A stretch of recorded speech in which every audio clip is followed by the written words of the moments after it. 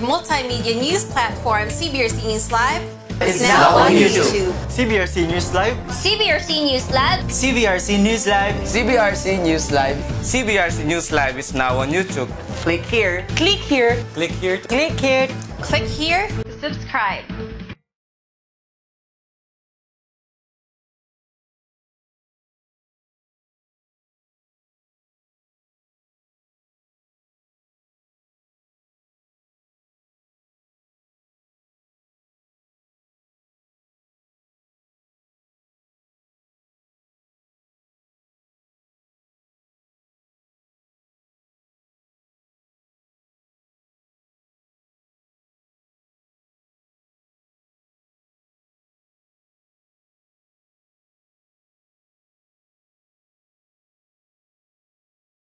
Hi everyone, I am Christian Castro Mendoza, a licensed professional teacher and a proud CBRC top notcher. And I am going to rationalize the summative examination for professional education. So let us begin with number 1. Values are subjective. Your value may not necessarily be my value. What subscribe to this thought? 1. Progressivist. 2. Pragmatist. 3. Essentialist. Let us discuss first the progressivist. Progressivism is a student-centered philosophy which allows the children or the students to have their own beliefs. Second, the pragmatism is a student-centered philosophy as well that changes or shifts according to the needs of the learners. On the other hand, essentialism is a teacher-centered philosophy which believes that there is a set of skills or knowledge that uneducated people or educated people should have. Therefore, we should remove that, and that leaves us with number 1 and 2 as the correct answer, and that is letter D. Number 2, students must be taught self-responsibility is the desire of the blank teacher. A. Existentialist. B. Pragmatic. C. Constructivist. D. Utilitarianist. Utilitarianism is about the general welfare of the society, while constructivism is about helping the students or developing them into making their own concepts, while pragmatism is about being practical, while existentialism, it believes that we have freedom of the will which comes with responsibilities. Therefore, the answer would be letter A. Number 3, of the following, which is the most powerful source of values like beauty and goodness outside the school system? A. Government propaganda. B. Nature. C. Commercial advertising. And D. Mass media. Letters A, C, and D, as you can see, are all not a good source of goodness as well as beauty. That leaves us with letter B as the most powerful source of values such as beauty and goodness. Number 4, of the following, which is the best way parents can support the learning development of their children? A. We have buying materials for projects. B. Making calls on teachers. C. Interest and assistance in class assignments. And D.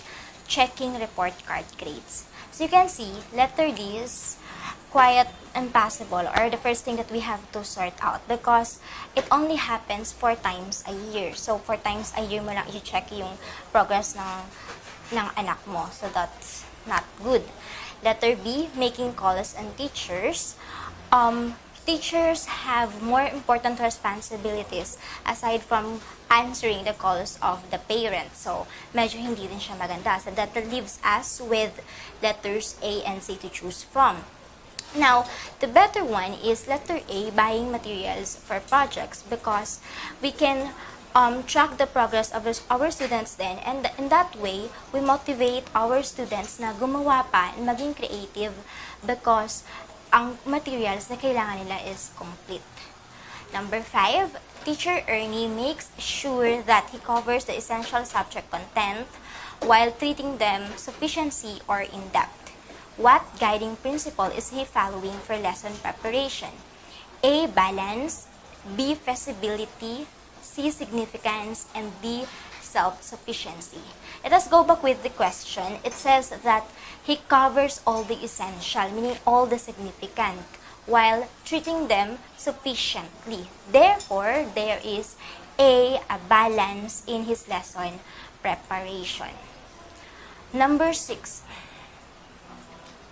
Which of the following is a quality of an engaging learning environment most reflective of education for all, or EFA?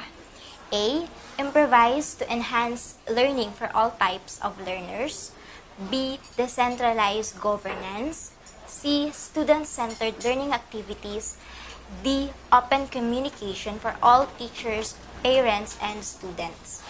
EFA is all about, or it aims to give quality access to everyone, to young children, and even the adults. So the best answer would be letter A, improvise to enhance learning for all types of learners. Number 7, what is the main focus of the School's Mean Success, or SMS, concept for lifelong learning? A. School recognition and accreditation for success. B. Tapping students' potential for success. C. Pillars of instruction, research, and outreach for success. And D. Mission and vision of schools for success. Now, the main focus of School's Mean Success is para ma-develop, to help the students realize their fullest and maximum potential. So therefore, that leaves us with letter B, tapping students' potential for success. That is the main focus of the School's Mean Success concept for lifelong learning. Number 8, of the following interventions, which is directly aimed at responding to the transitional gap between academic achievement and employment? A. The regulation of tuition fees. B. Voluntary accreditation of schools. C. School networking with business and industry. And D. Identification of centers of excellence. Now, going back to the question, it says that intervention to the transitional gap between academic achievement and employment. Kung kaya't makikita niyo minsan may mga schools, sa mga colleges, they are inviting institutions, business institutions, or they are conducting job fairs para sa mga soon-to-be graduates ng school nila. And that is letter C, school networking with business and industry. Number 9, learning is influenced by social interaction and interpersonal relations. What must a teacher do? A. Make students work collaboratively. B. Motivate the students to reflect on how they learn. C. Make the students feel good about themselves. And D. Give more independent study. Ang unang-unang pwede nating tanggalin is letter C, because that is a no-no. We should not make our students or help them feel good about themselves. And letter B and letter D, on the other hand, is about independent learning. And going back to the question, it says social interaction and interpersonal relations. So that is letter A. The teacher must make the students work collaboratively. Number 10, which of the following refer to teamwork among teachers in classroom teaching? That is teamwork among teachers in classroom teaching. A. We have peer evaluation. B. Peer teaching. C. Peer discussion. And D. Peer assessment. Teamwork among teachers in classroom setting, that would be peer teaching.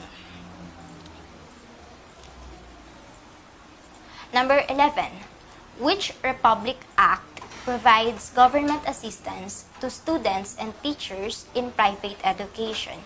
We have A. RA 7784.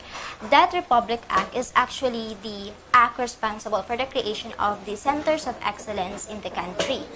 While letter B, we have RA 7836. That is the act that prescribe the licensure examination for teachers. And then we have letter D, RA 6675, that is the act that has something to do with medicine and drugs and their generic names.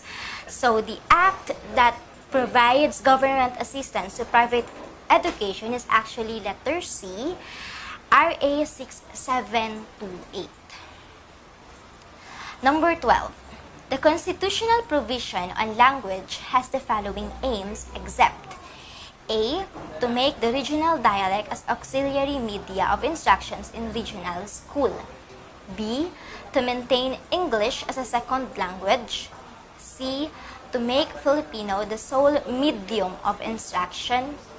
D. To make Filipino the national language and medium of instruction and communication. The exception there is letter C. And what makes it wrong is actually the word sole medium of instruction. Number 13. The full or partial integration of capable deaf and blind students in the classroom is stated in which of the following constitutional provisions? A. Providing citizenship and vocational training to adult citizens. B. Protecting and promoting the right of all citizens to quality education. C. Academic freedom. And D. Creating scholarship for poor and deserving students. Now, going back to the question, it says that full or partial integration of capable deaf and blind students. So, aalisin natin si letter A. That's for adult citizen. And also letter C, academic freedom. Then you have D, creating scholarship for poor and deserving students. Hindi naman sinabi na capable deaf or blind sila. So that leaves us with letter B, protecting and promoting the right of all citizens, even the deaf and the blind students, to quality education. Number 14. Section 5, Article 14 of the Constitution states that academic freedom shall be enjoyed in A. Public assemblies, B. State colleges and universities, C. All levels of learning, and D. All institutions of higher learning. Now, let us talk about academic freedom. Academic freedom, it is, for example, yung mga estudyante sa college, they have the right to choose kung anong subject ang kukunin nila for a certain semester, kung anong block sila, and kung sino yung magiging teacher nila. Ganon. And ang academic freedom is para sa colleges, universities, conservatories, seminaries, and other higher institutions, kahit yung mga vocational schools, as long as it offers certification and higher degree. So, the answer here would be letter D, all institution of higher learning. Kasi nga kasama yung mga seminaries and such. Pero kung wala yan, the answer would be letter B, state colleges and universities. Number 15. In the preamble of the Code of Ethics of Professional Teachers, all of the following are true about teachers except A. Duly licensed professionals, B. Possess dignity and reputation, C. Let passers, and D. With high moral values. Kung babalikan natin ang Code of Ethics or ang preamble ng Code of Ethics for professional teachers, hindi doon nakasaad that a professional teacher must be a let passer. That is why meron tayong mga para-teachers, right? They are not yet passer of the licensure examination for teacher, but they are considered as teachers. They are teaching already. Number 16. A teacher discovers that the product of a certain bottling company brings about damage to teeth. Much as he wants to share the products of his research, he could not because of harassment from all sides. Which teacher's right is violated? A. Right to property, B. Right to one's honor, C. Academic freedom, D. Right to make a livelihood. Ang unang-unang matatanggal natin dyan is letter A, right to property, because wala namang property na binanggit. Then letter D, right to make a livelihood. Hindi naman ginagawang hanap buhay ng teacher ang pag-make ng research. Now we have letter B and C to choose from. But what is actually violated here is the right of the teacher to disclose the result or the information that he has gathered based on his research. And that includes in his academic freedom. That is letter C. Number 17, we have the main function of a philosophy of education is to A. Aid the learner to build his own personal philosophy. B. Reconsider existing educational goals in the light of society's needs. C. Provide academic background prerequisite to learning. And D. Define the goals and set the direction for which education is to strive. Philosophies such as essentialism, pragmatism, idealism, and marami pang ism, ang main goal lang naman nila, kahit student-centered man sila or learner-centered, ay parang mga estudyante ay matuto. And that is letter D. It defines the goals and set the direction for which education is to strive. That is the main function of those philosophies. Number 18. Which of the following abilities is stressed by humanistic education? A. Learn the different philosophies of education. B. Develop man into a thinking individual. C. We have enjoy the great works of man such as the classics. And D. Make man distinctly civilized, educated, and refined. The answer would be letter C. The humanistic education stress that the students should enjoy the great works, or people should enjoy the great works of man such as the classics. Number 19. Who among the following emphasize the processes of experience and problem solving? He is the one who says that or stress the importance of experience. A. We have Dewey. B. Hegel. C. Aristotle, and D. Plato. And the correct answer would be letter A. John Dewey. Siya yung nagsabi that experience is important para sa ang mga bata ay matuto. That's pragmatism. Number 20. Who among the following believes that learning requires disciplined attention, regular homework, and respect for legitimate authority? A. Essentialist, B. Perennialist, C. Progressivist, and D. Reconstructionism. Perennialism is about the classics. Parang naniniwala ito that we have to learn from, the learning is from older generations to the younger generations. Progressivism, this is student-centered. Inaalaw yung student na sila yung pumili. They have their own beliefs, they have their own way of acquiring knowledge. While Reconstructionism naman, it believes that the students has may magagawa. They have a part in transforming society. While Essentialism, parang meron ng set of common skills and knowledge na dapat matutunan. Sabi dito, it believes that learning requires disciplined attention, regular homework, and respect for legitimate authority. Those are the common skills and attitudes na kailangan daw. And that is Essentialism. Number 21. A teacher who subscribes to the pragmatic philosophy of education believes that experience should follow learning in her teaching. She therefore exerts effort in A. Encouraging learners to memorize factual knowledge. B. Equipping learners with the basic abilities and skills. C. Requiring learners full mastery of the lesson. And D. Providing learners opportunities to apply theories and principles. Now, let us take a look at the choices. The question is about pragmatic philosophy of education, or pragmatism, which believes that experience is very important. Letter A, encouraging learners to memorize factual knowledge. Hindi naman siya nagpo-provide ng experience sa teacher sa mga estudyante. So, that is a no-no. Now we have letter C, requiring learners full mastery of the lesson. Kahit ma-master pa yung lesson, if walang experience para sa pragmatism, hindi pa rin yun po pwede. Wala pa rin. So we have letter B and letters B and D to choose from. Now, the letter B, equipping learners with the basic abilities and skills only, while letter D, it says that providing learners opportunities to apply theories and principles. So what they have learned, they have to apply it. And that is the best answer, letter D.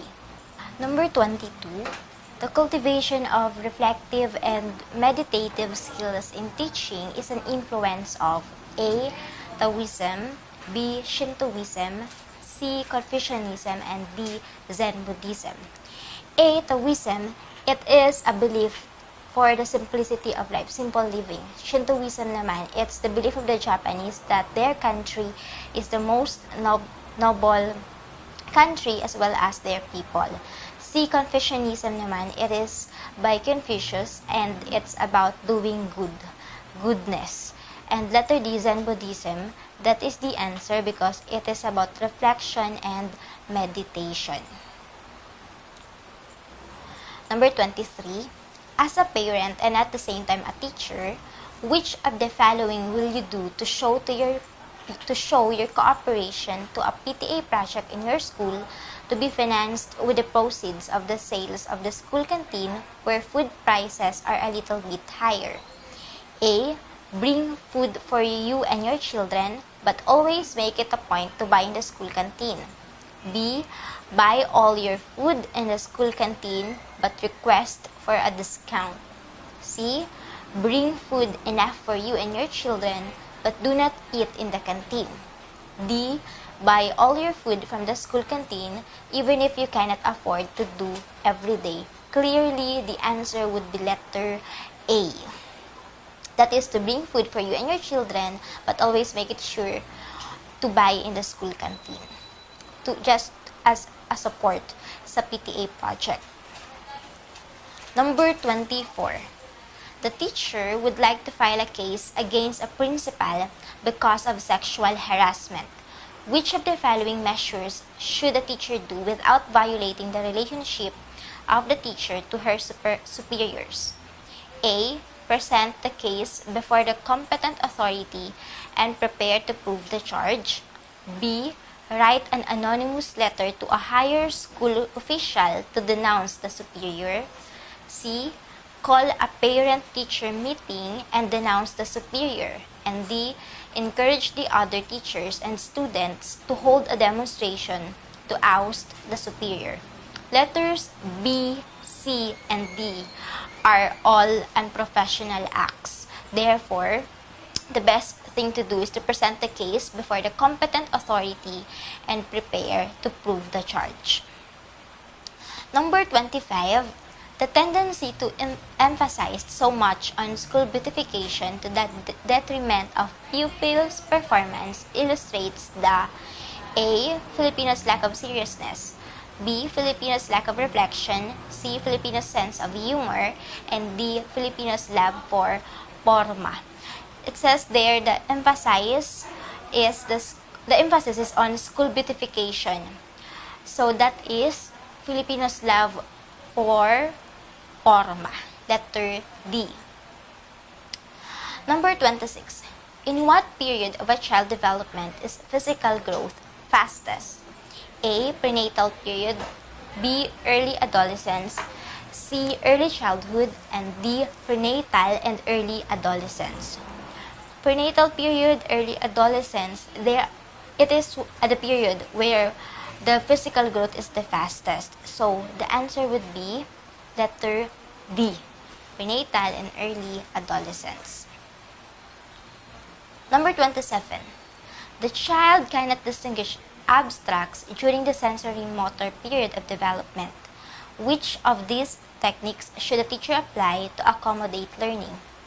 A. Make use of individualized instruction. B. Explain the lesson very well. C. Utilize concrete objects to clarify concept. And D. provide variety of educational toys.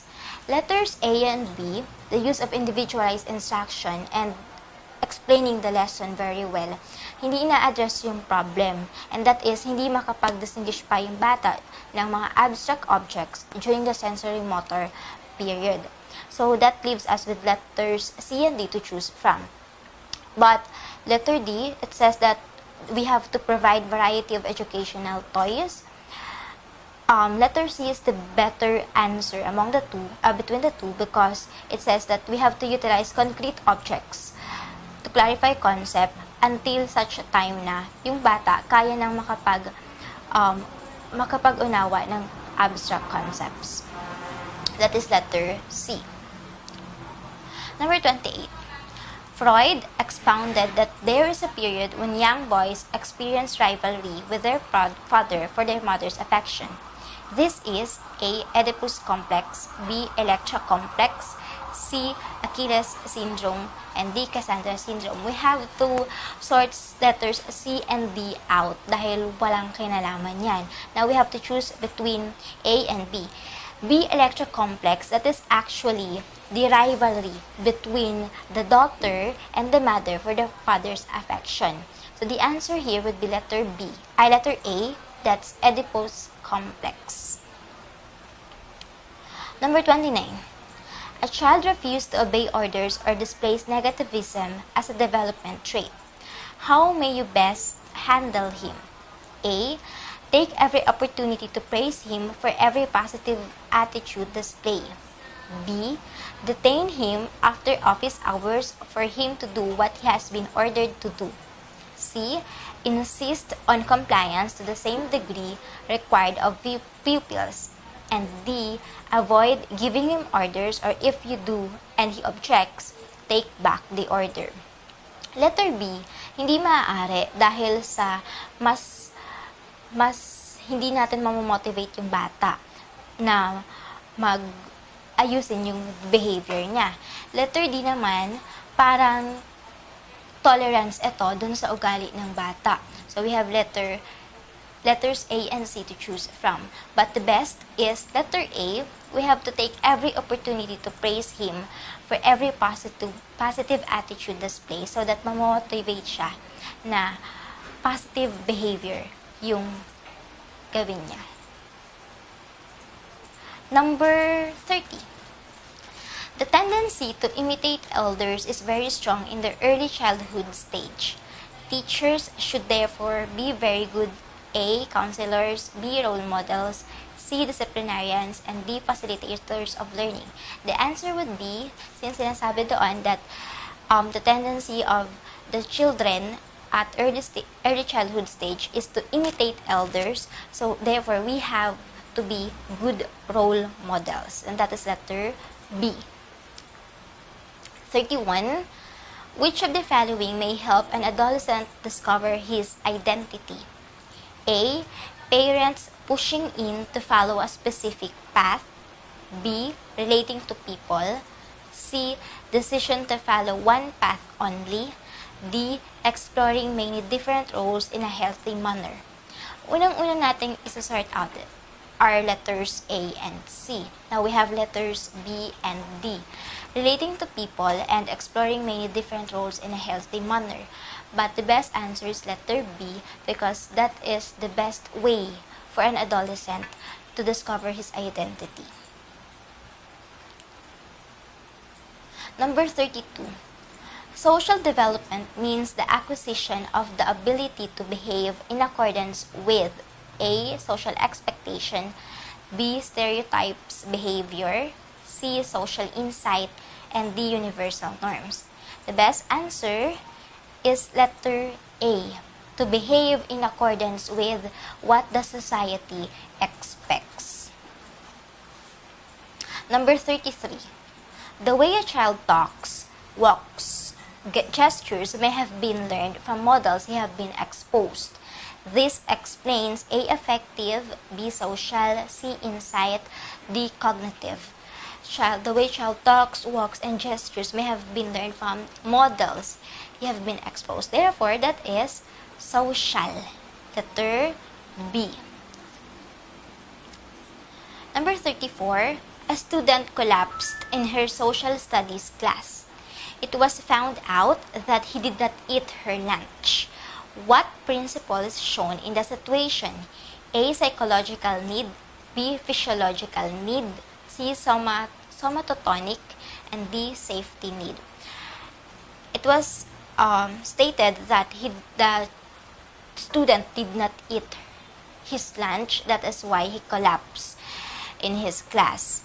So that is physiological need, the basic needs of human according to Abraham Maslow.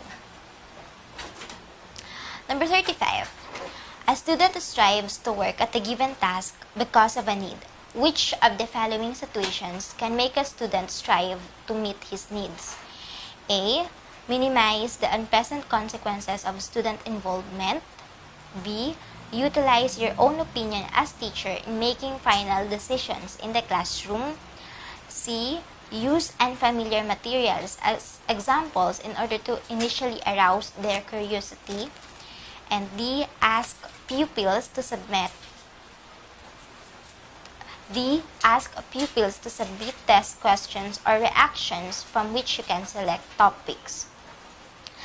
The first option that we have to sort out is letter B.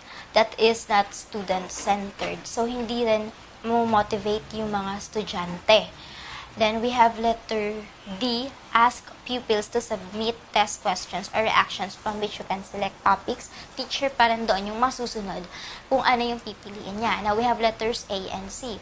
Letter C, use unfamiliar materials as examples in order to initially arouse their curiosity, but it may lead to disappointment kapag hindi naayos na estudyante because the materials nga are unfamiliar para sa kanya. So we have letter A as the best answer, which we should minimize the unpleasant consequences of student involvement. Number 36. Which of these is the most important principle that a teacher should follow in initiating a program of positive reinforcement? A. Make sure the reward comes immediately after the appropriate behavior. B. Punish negative behavior and reward positive behavior. C. Provide regular opportunity for socially acceptable behavior. And D. Consider peer approval and recognition. Yung medyo hindi naman connected sa question are letters C and D. So, alisin na natin and now we have to choose between letters A and B. Si letter B, punish negative behavior and reward positive behavior. But let us go back doon sa question. It says that initiating a program of positive reinforcement. Therefore, that is letter A. We have to make sure that the reward, the best or the most important principle in reinforcement is that the reward comes immediately after the appropriate behavior. So that alam ng bata kung ano yung attitude or yung behavior niya na nag-cause para magkaroon siya ng reward. Number 37. In which way does heredity affect the development of the learner? A. By placing limits beyond which the learner cannot develop. B. By compensating for what the environment fails to develop. C. By blocking the influence of environment. And D. By providing equal potential to all. Again, yung heredity, it affects, so letter D, hindi pwede kasi kahit anong mangyari, heredity affects the development of the learner. So, letter D and letter C, we have to remove those options. We have now letter A and B. But, heredity, for example, yung magulang mo, hindi naman katangkaran. And then, the older generation, within class, ability grouping. Number 40. Teaching in the cognitive, psychomotor, and affective domains is based on the concept that the learner is A. A moral and feeling being. B. Material and an acting being. C. Thinking, feeling, and acting being. D. Spiritual and material being. The answer is letter C. Cognitive for the thinking, feeling is for the affective domain, and acting is for the psychomotor domain. 41. Which of the following is usually considered the most important factor in a child's observable classroom behavior? A. Intelligence, B. Heredity, C. Self-concept, D. Cultural background. Yung mga attitude ng bata, bago yan dinala sa classroom, nakuha na yun nila sa upbringing, sa pagpapalaki sa kanila. And that includes cultural background ng mga estudyante. So that is answer letter D. 42. What kind of literary works are very creative by way of descriptive language and dramatic episodes? A. We have fiction novels, B. Historical account, C. Biography, and D. Autobiography. Letters B, C, and D, all of those are narrative. So, hindi pwedeng narrative of real life. So, hindi pwedeng mayroong masyadong maraming descriptive language and dramatic episodes. So, that leaves us with letter A, fiction novels, as the correct answer. Number 43. In Grace Goodell's skill ladder, which step should come last and only when needed? A. Using contextual clues, B. Using parts of a book, C. Using the dictionary, and D. Using phonetic analysis. According to Grace Goodell, ang pinakahuli daw dapat nating gawin kapag hindi na talaga kaya is to use the dictionary. That should come last. Number 44. How will you make a child memorize the table of multiplication from the point of view of Pavlov? A. Make them understand the meaning of multiplication. B. Call the child's attention every time you recite the table for them. C. We have modal recitation of the table of multiplication. And D. Reward the child with a candy for every correct recitation. Pavlov's theory is the classical conditioning. Letter D, that is reward, and that is not about classical conditioning. That's not what classical conditioning is all about. Letter C, model recitation, that is social learning. Then we have letter A, make them understand the meaning of multiplication, that is cognitive. So that leaves us with letter B. That is an example of classical conditioning. We have to call the child's attention every time they recite the table. That is letter B. Number 45. In Piaget's stages of cognitive development, what is the preschool age in which a child's intelligence is intuitive, able to make mental representation, and close the use of symbols? A. Formal operational stage, B. Concrete operational stage, C. Sensory motor stage, and D. Pre-operational stage. Going back to the question, it says that what is the preschool age? Therefore, that is the pre-operational stage of development. And that is letter D, in which symbolic function ages 2 to 7 years old, in which the ability of the child is to represent objects and events. A symbol is a thing that represents something else for them. Number 46. In Piaget's concrete operational stage in cognitive development, which refers to the ability to order or arrange things logically on dimensions such as weight, volume, or size. A. Conservation, B. Reversibility, C. Decentering, D. Seriation. Conservation, it is the ability or the realization of the children that objects remain the same even if they made to look different. Decentering naman, it is their ability to view objects on different classification. And D. Seriation, it is the ability to arrange things logically. So the answer is letter D. 47. In Piaget's concrete operational stage in cognitive development, which refers to the ability of the child to perceive different features of objects and situations, such as toughness in stone, elasticity in rubber, and etc. A. We have decentering, B. Seriation, C. Reversibility, and D. Conservation. Those are the example of decentering. Letter A. Number 48. In Piaget's formal operation stage in cognitive development, which of the following is not among the characteristics of the child's thinking ability?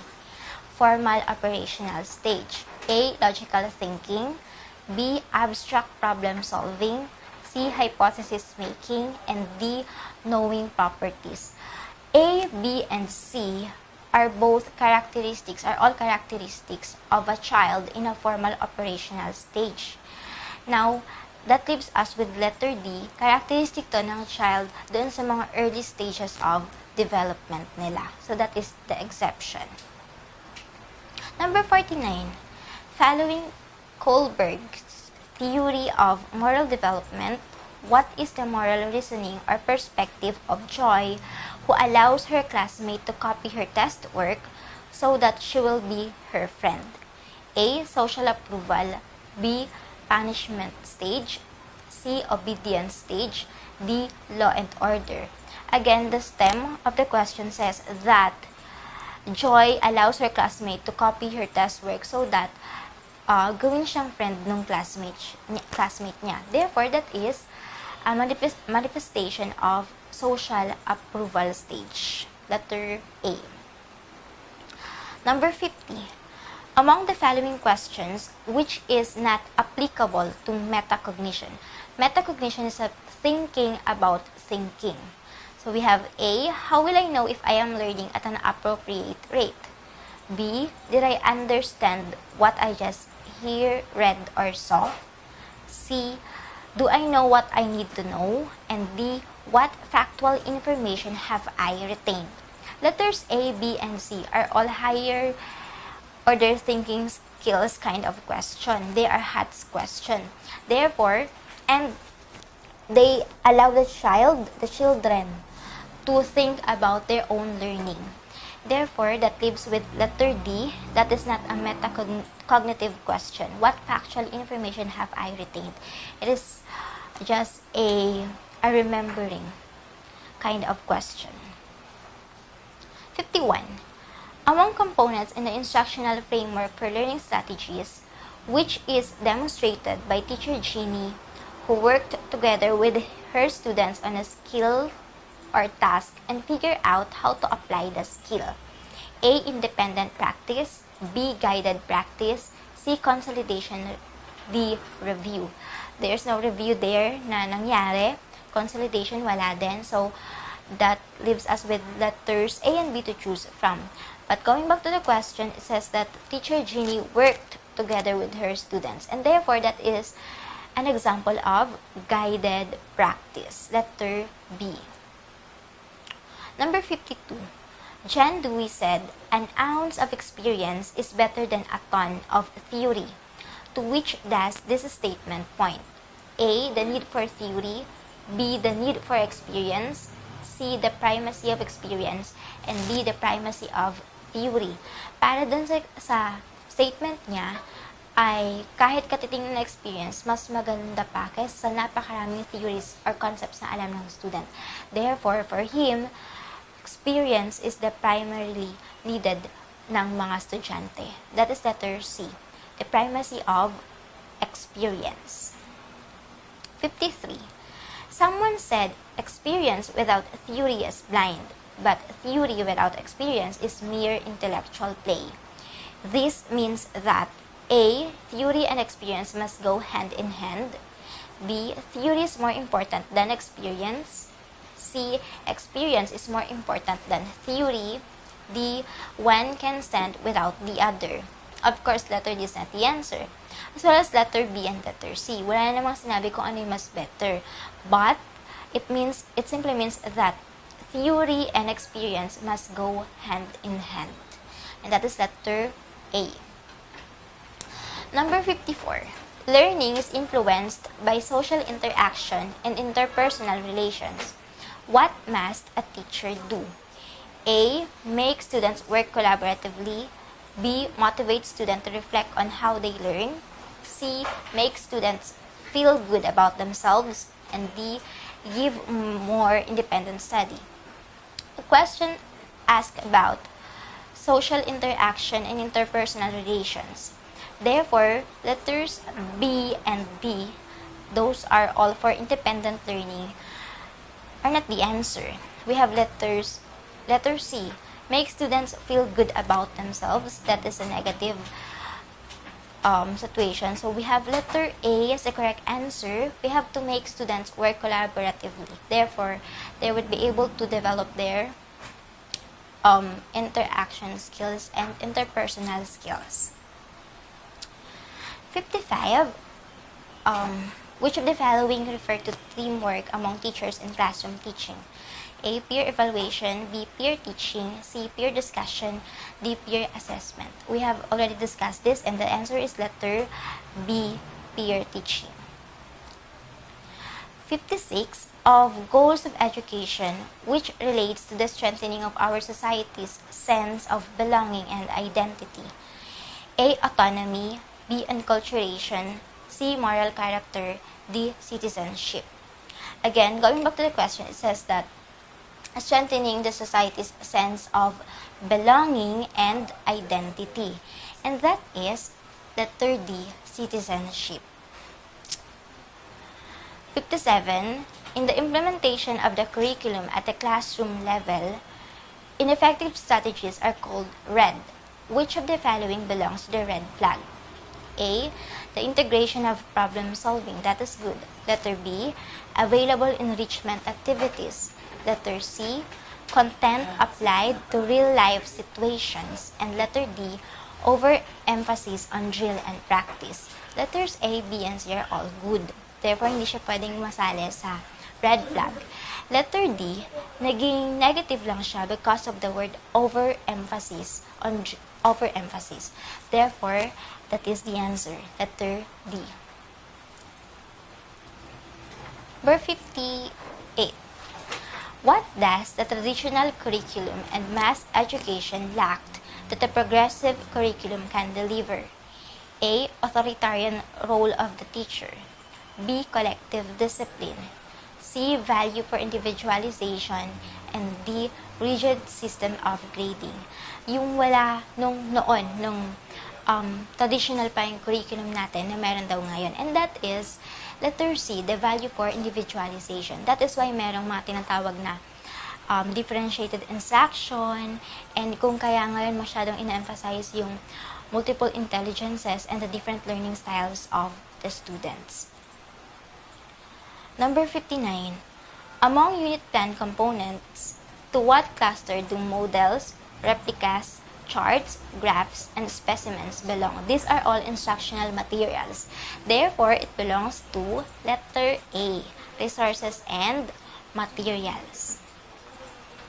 Number 60.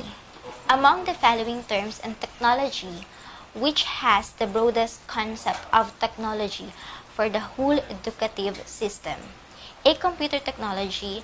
B. Audiovisuals. C. Instructional technology. And D. Educational technology. Among the four options, the broadest term or the broadest concept is actually letter D. Educational technology. The remaining three are all under that. 61. While there is modernity and progress through the use of technology in instruction, what is the greatest danger along the domain of learning that is posed by technology? A. Using technology to fill in lesson gaps. B. Using technology to lighten up lessons. C. Developing passivity and uncritical minds. D. Developing visual and audial orientation. Ang hinahanap natin is the negative or the side effect ng use of technology in education. Letters A, B, and D are good. Now, sa letter C, it says that through technology, sometimes the learners become passive, and that is true. And they are not thinking critically anymore because for them, their information is just one click away. So the answer is letter C. Number 62. What is aroused among viewing learners by dramatic educational films in what is known as cliffhangers? Cliffhangers are movies or stories that leaves the viewers to decide on what would be the ending of the story. A. Relevance. B. Significance. C. Satisfaction. D. Expectancy. The answer is expectancy. Number 63. Of the following effects on learning, what is the effect of assigning various sections of the newspaper and allowing choice depending on the learner's choice? A. Changing attitudes and feelings. B. Reinforcing learning. C. Allowing different interests. And D. Encouraging participation. Basically, letter A is not the answer dahil wala naman siyang kinalaman sa tanong. Now, among the three, reinforcing learning and allowing different interests and encouraging participation, the best answer is letter C. Kasi nga, the students get to choose the topic that they wanted to work on. Number 64. Which of the following is an acceptable teacher effectiveness practice? A. Setting of objectives rather than outcomes. B. Directions given sparingly and delivered casually. C. Classroom routines done early in the school year. And D. Planning done following monitoring of learning. Laging sinasabi that as teachers, we should establish rules and routines at the beginning of the school year for a better classroom management so that susunod na doon yung mas magandang flow ng teaching and learning. Therefore, the most acceptable here is letter C. The only acceptable is letter C. Classroom routines should be done early in the school year. Number 65. When classes began, teacher then asked student in pairs to interview and introduce each other to the class. How will this activity be classified according to Edgar Dale's cone of experience? A. Purposeful experience. B. Verbal symbols. C. Dramatized experience. And D. Demonstration. Of course, ang unang-una nating tatanggalin would be letter D. Hindi naman sila nag-demo. Letter C, the students did not do any dramatization as well. That leaves us with letters A and B to choose from. But it is actually an experience, a direct experience of the student to interview each other, and that is letter A. Number 66. How can lessons be made more meaningful by way of learning continuity? A. Add value to content. B. Introduce new content. C. Stress retention of facts. D. Relate present with past lesson. Para daw mas magawa natin, para sa mga estudyante, mas meaningful yung learning for them, it is important that we as teachers should relate the new lesson to their previous schema, yung kung ano na yung alam nila. And that is letter D. We have to relate the present with their past lesson so that yung learning nila ay continuous lang. Number 67. How can new information be meaningful to students? A. By valuing new knowledge. B. Relating it to knowledge they already know. C. Demonstrating novelty of new knowledge. And D. By increasing the retention of new knowledge. This is somehow similar with the previous question. And of course, the answer would be letter B. By relating the new information to the knowledge that they already know. Number 67. Number 68. Of the following classroom activities, which best relate to child visual learning and development? A. Drawing and coloring. B. Singing and acting. C. Textbook reading. And D. Games and sports. The question is about the development of child's visual learning. Of course, we have to remove singing and acting as well as letter D, games and sports, and the options. So that leaves us with letters A and C. But between the two, drawing and coloring has more activities kung saan the visual learning or the visual ability of the child would be more developed. And that is letter A, drawing and coloring. Number 69. Among cognitive objectives, what refers to the transfer of knowledge from one concept to another? This is Bloom's cognitive taxonomy. A. Synthesis. B. Application. C. Analysis. D. Comprehension. Comprehension is just understanding. Analysis, it is breaking a whole into parts. And then synthesis, out of parts, the students will be able to create something new. Then the answer for that would be letter B. That is application, the transfer of knowledge from one concept to another. Number 70. Among cognitive levels of thinking, what cognitive level is stressed by the essay question? In the light of the facts presented, what is most likely to happen when A. Inferring, B. Classifying, C. Applying, D. Analyzing. The question, in the light of the facts presented, what is most likely to happen when, the question actually wants the children or the students to infer, to make a conclusion. And that is letter A, inferring.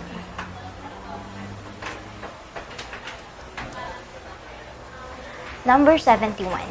Of skills teachers should understand and students need to acquire, which is the ability to monitor and modify thinking, as well as deal with ambiguous or unclear information without getting frustrated. A. Focusing, B. Sharpening, C. Tolerance, and D. Narrowing.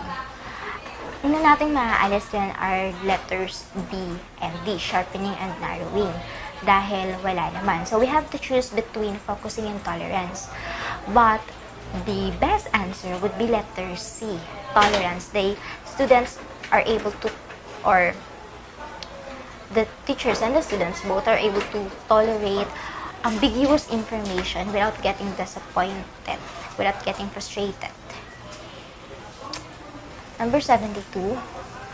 Which aspect of multi-intelligence is enhanced by asking students to work on a physical model of the atom after a teacher's discussion on the subject of the atom?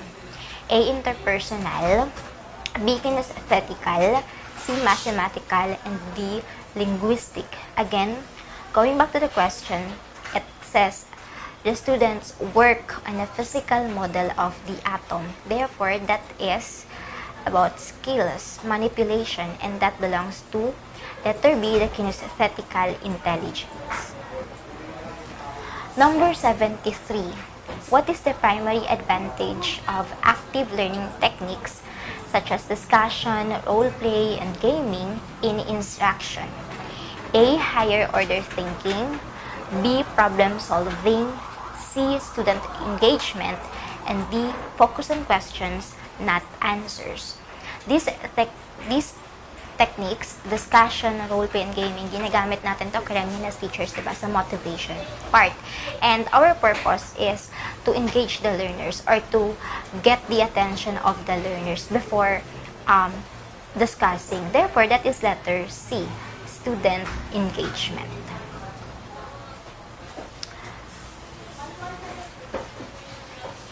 Number 74. Of the approaches to classroom management, which involves a variety of techniques and methods of ranging simple rewards to elaborate reinforcement, example, praise or rewards. A. Behavioral modification approach, B. Group management approach, C. Business academic approach, and D. Assertive approach. Assertive approach, it is when halimbawa the teacher is discussing and then there's a student who gets noisy. Sasabihin ng teacher, ipo-point out ng teacher yung student na yon, that you have to listen to me. Then letter C, business academic approach. It is when the teacher goes beyond lecturing for the sake of the student. Like for example, kapag absent yung student, yung teacher magte-text sa parents and all. A group management approach naman, it is the getting the focus or the attention of the group.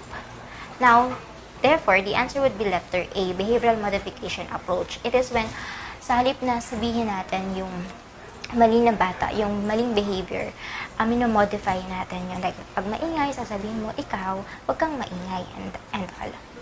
That is letter A. 75. If threat or punishment is necessary on erring students, how should this be done?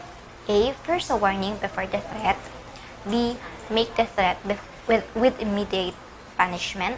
C. Make the threat and reinforce with warning. D. Warn and threat at the same time. Kapag nagpa-punish tayo ng student, ang unang-unang gagawin is that hindi yung tipong parang na bigla lang yung mga estudyante. The principle there is to warn first before making a threat and punishment. So that is letter A. 76. What is being assessed by the rubric that seeks to assess high, moderate, or low imaginative thinking? A. Aesthetic. B. Creativity. C. Appeal. D. Craftsmanship. Again, the rubric assess imaginative thinking, and imagination belongs to the creativity. That is letter B. 77.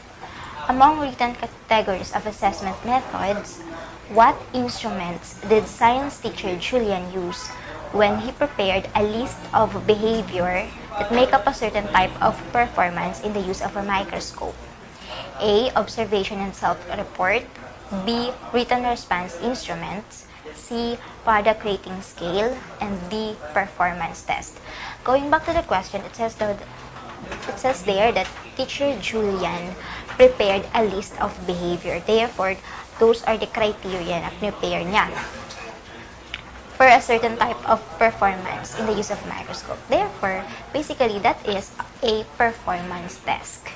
Letter D. 78. Using extrinsic motivational assessment, what could be the noblest motive in students pursuing a lifetime work and mission for the teaching profession? A. Promise of higher rank and prestige. B.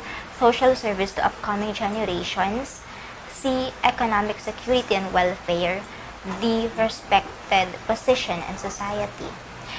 If hindi natin uunawaing mabuti ang question, our answer would be letter B, social service to upcoming generations. Because again, that is the most noble nga naman. Kanya lang, going back to the question, it says extrinsic motivation. Letter B is an intrinsic motivation. Therefore, that is out of the options. We have letters A, C, and D. But among the three, promise of higher rank and prestige, you're aiming for power and fame. Letter D, respected position in society. Your aim is for the people to respect you. Between the three, or among the three, the most noble among the three extrinsic motivation would be letter C, that is economic security and welfare. 79. Of the following, which is not a characteristic of the response journal that reflects observations and interpretations of the student, such as on a reading material or a field visit? A. Encourage risk-taking. B. Literary and grammatical. C. Open and factual. D. Non-threatening. It says that it's a response journal, meaning it's a narration of the student of what happened during the field visit or his or her feelings upon reading a material. So, basically, nandoon si literary and grammatical aspect. Then, it would be open and factual kasi the student could write anything that he or she wants, whatever or whatever the student is feeling at the moment. And then, it is also non-threatening kasi nga, open yung estudyante kung ano yung gusto niyang ilagay. So, therefore, ang hindi kasama doon is the encouragement for risk-taking. And that is letter A. 80. What is the criterion reference test designed to determine? A. Performance level on a specific skill. B. Performance on a wide content of coverage. C. Attaining a personal target. D. Performance higher than other members of the group. There are two types, right? The norm reference and the criterion reference. Norm reference, it is your performance base doon sa performance ng iba. Your performance is being compared to the performance of the rest. While criterion reference, there is a criteria na yung performance mo ay gina-judge base sa a certain criteria. And therefore, that would be letter A, performance level on a specific skill or criterion. Number 81, interpreting assessment results, which is described when the results are consistent. A, reliability, B, subjectivity, C, validity, D, objectivity. Validity is about yung assessment, mini-measure niya talaga what it intends to measure. Then, subjectivity and objectivity, hindi yan kasama sa pinagpipilian natin. We're choosing between A and C. And therefore, that is letter A. Reliability is about the consistency of the scores of the students. Number 82. Since teacher Alvin wants his test to be more reliable, which of the following should he adopt? A. Make a test that requires students the need for more time to complete. B. Make the test difficult. C. Increase the number of test items. D. Restrict range of abilities in the test. Pag mag-aalis tayo ng options, the first option that we have to remove is letter D, the strict range of abilities in the test. And then letter A as well, make a test that requires students the need for more time to complete. Hindi dahil matagal na tapos na mga estudyante ay reliable na ang test. We have to choose between letters B and C.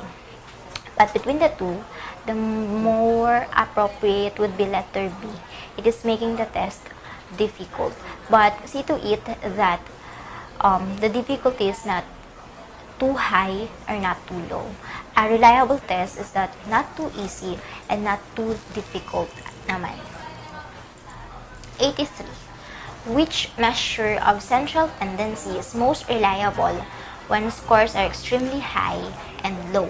A. Median, B. Mode, C. Mean, D. Cannot be identified unless individual scores are given.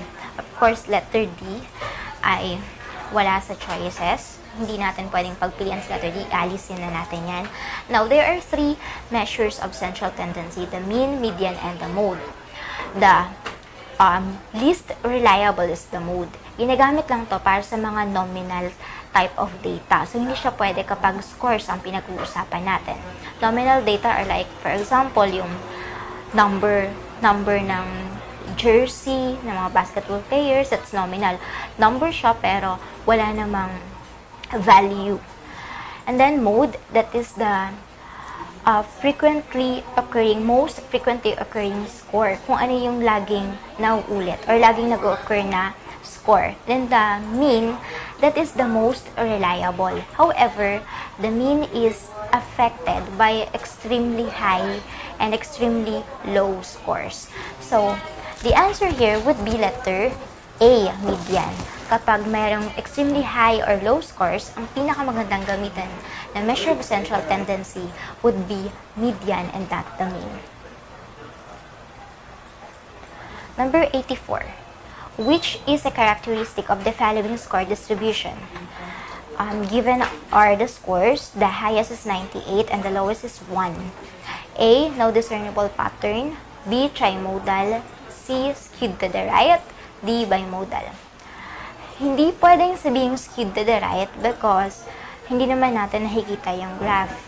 And hindi rin pwedeng no discernible pattern because if we're gonna look into the scores ng maayos, we can see that meron naman. And that is, ang 93, it happens thrice as well as the score na 34. Therefore, sila yung mas maraming beses na naulit. Therefore, yun yung mode natin. We have two modes, 93 and 34. And therefore, the distribution is bimodal. Bimodal kapag two modes, one mode is unimodal, and trimodal kapag there are three modes in a distribution. Number 85, what is the normal curve in the grade distribution of students in a class? A. All have average grades. B. Most get average grades, few high and low. C. Most get high grades. And D. Most get low grades. When we say that a distribution is normal, it means that the mean, median, and mode are all equal. However, hindi natin pwedeng sabihin na lahat ay nakakuha ng average grades. So kapag the distribution is in a normal curve, therefore, we can say that most of the students get a average grade and only few get high and low scores. Number 86. What can be said of student performance in a negatively skewed class score distribution? A. Most students performed well. B. All students had average performance. C. Few students performed well. And D. Most students performed poorly. First, let us talk about the skewness. Negatively skewed and a positively skewed distribution. Kapag normal distribution yon, hindi skewed, the mean, median, and mode are all equal. Therefore, ang itsura ng magiging scatter diagram natin would be nasa gitna yung bulk. But kapag positively skewed distribution is said to be skewed to the right. And eto yung itsura niya. Dahil skewed to the right siya, eto nandito, that is our mode. Kasi ibig sabihin, kaya dito siya lumawa is because karamihan ng scores ay dito matatagpuan. So, eto yung mode natin. Then, median would always be in the middle. Then now, our mean is nandito. So, kapag sinabi yung positively skewed, that is skewed to the right. And then, our mean is higher than the mode. Kapag positively skewed. Ano ibig sabihin nun? Dahil karamihan ng scores ay naandito, ibig sabihin karamihan ng estudyante ay mababa ang performance or they perform poorly. Now, kapag negatively skewed naman, it is the distribution that is skewed to the left. So, it looks like this one. Dito yung bulk ng scores. So, nandito yung mode natin. Karamihan ng scores ay dito matatagpuan. Now, the median is also in the middle.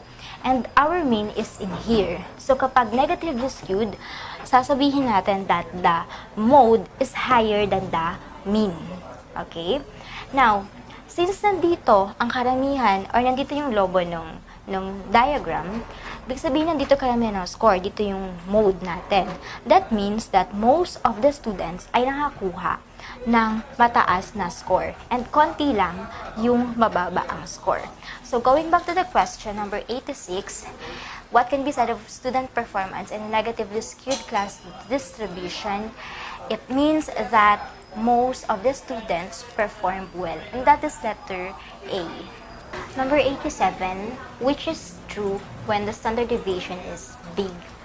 A scores are spread out, B scores are not extremes, C the bell curve shape is steep, D scores are concentrated. Standard deviation as well as a variance are measures of variation or how the scores are spread out in a distribution. Therefore, kapag malaki ang standard deviation, ibig sabihin nun ay ang mga scores ay mas malalayo sa isa't isa. So, the answer here would be letter A, scores are spread out. Number 88.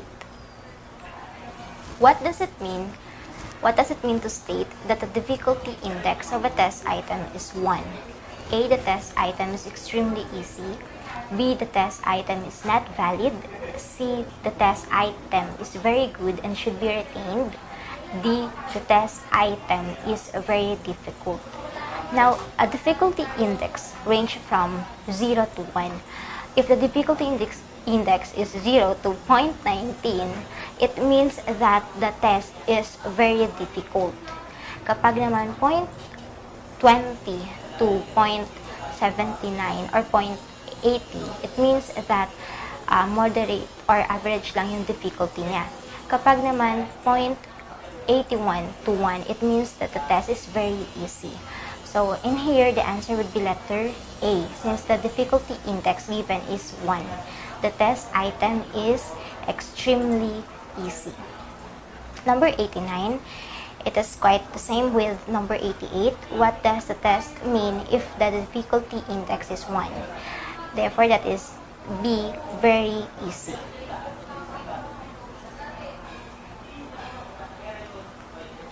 Number 90. What does it mean when the determination index of a test item is negative 0.35? Determination index or discrimination index tells us if the item is discriminating or not. Discriminating, and a discriminating item means that na-discriminate niya yung higher group from the lower group. So A, we have more from the upper group got the item correctly. B, the test is quite reliable. C, more from the lower group got the item correctly. D, the test item is valid. We have to choose between letter A and letter C. If the determination index or discrimination index is negative, it means that hindi siya nakapag-discriminate ng maayos. Meaning, sa halip na yung mga nasa higher group, yung makakuha, yung mas marami nasa higher group na makakuha ng tamang sagot is baliktad ang nangyari. More students from the lower group got the items correctly. And that is letter C. If the discrimination index is positive, the answer would be letter A. More from the upper group got the item correctly. Number 91. What does it mean if student Pete got a 60% percentile rank in class? A, he scored better than 60% of the class. B, he got 60% of the test items correctly. C, he scored less than 60% of the class. And D, he got 40% of the test wrongly.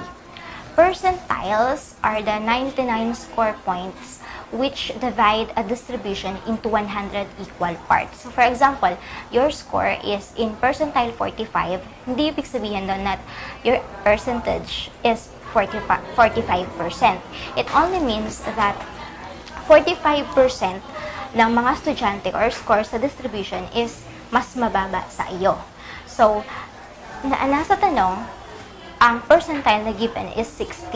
It means that the student scored better than 60% of the class or 60% of the class ay mas mababa sa score ni Pete. And that is letter A. 92. A positive correlation is the direct correlation. To what relation is negative correlation? A, indefinite relation, B, inverse relation, C, definite relation, D, neutral relation. Kung ang positive correlation ay direct ang relation nila, ang negative correlation naman, that is inverse relation. Letter B. 93. This is connected with number 92. What is the meaning of a negative correlation between the amount of practice and number of error in tennis? We're talking about negative correlation, meaning there is an inverse relation. A, the decrease in the amount of practice sometimes affects the number of errors. B, the increase in the amount of practice does not at all affect the number of errors. C, the decrease in the amount of practice goes with the decrease in the number of errors. And letter D, as the amount of practice increases, the number of errors decreases. Kung titingnan natin yung choices, yung mga options, ang may only inverse relation dyan is letter D. And that is actually the correct answer. As the amount of practice increases, the number of errors would decrease. Letter C, decrease in the amount of practice goes with a decrease in the number of errors. It shows a positive correlation or a direct relation. So 93, that is letter D.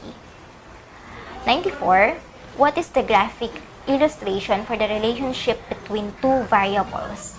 A, normal curve, B, histogram, C, frequency polygon, and D, scatter diagram.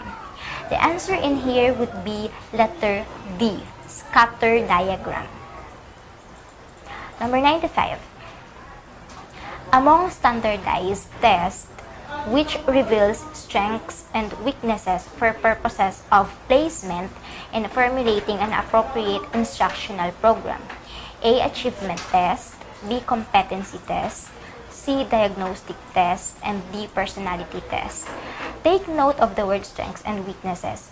Ang test na nag-measure or the test that helps the teacher know the strengths and weaknesses of the students is actually called diagnostic test, and that is letter C. 96. What kind of assessment helps teachers determine gaps in learning a subject matter? A. Formative assessment, B. Diagnostic test, C. Summative assessment, D. Placement examination. Placement examination is used para malaman kung saan i-group yung estudyante. Then, summative assessment naman, it is done after the instruction. Example nito yung quarterly assessment. Then, B. Diagnostic test, it's to determine the strengths and weaknesses of the student. Therefore, the kind of assessment that helps the teachers determine the gaps in learning a subject matter is formative assessment.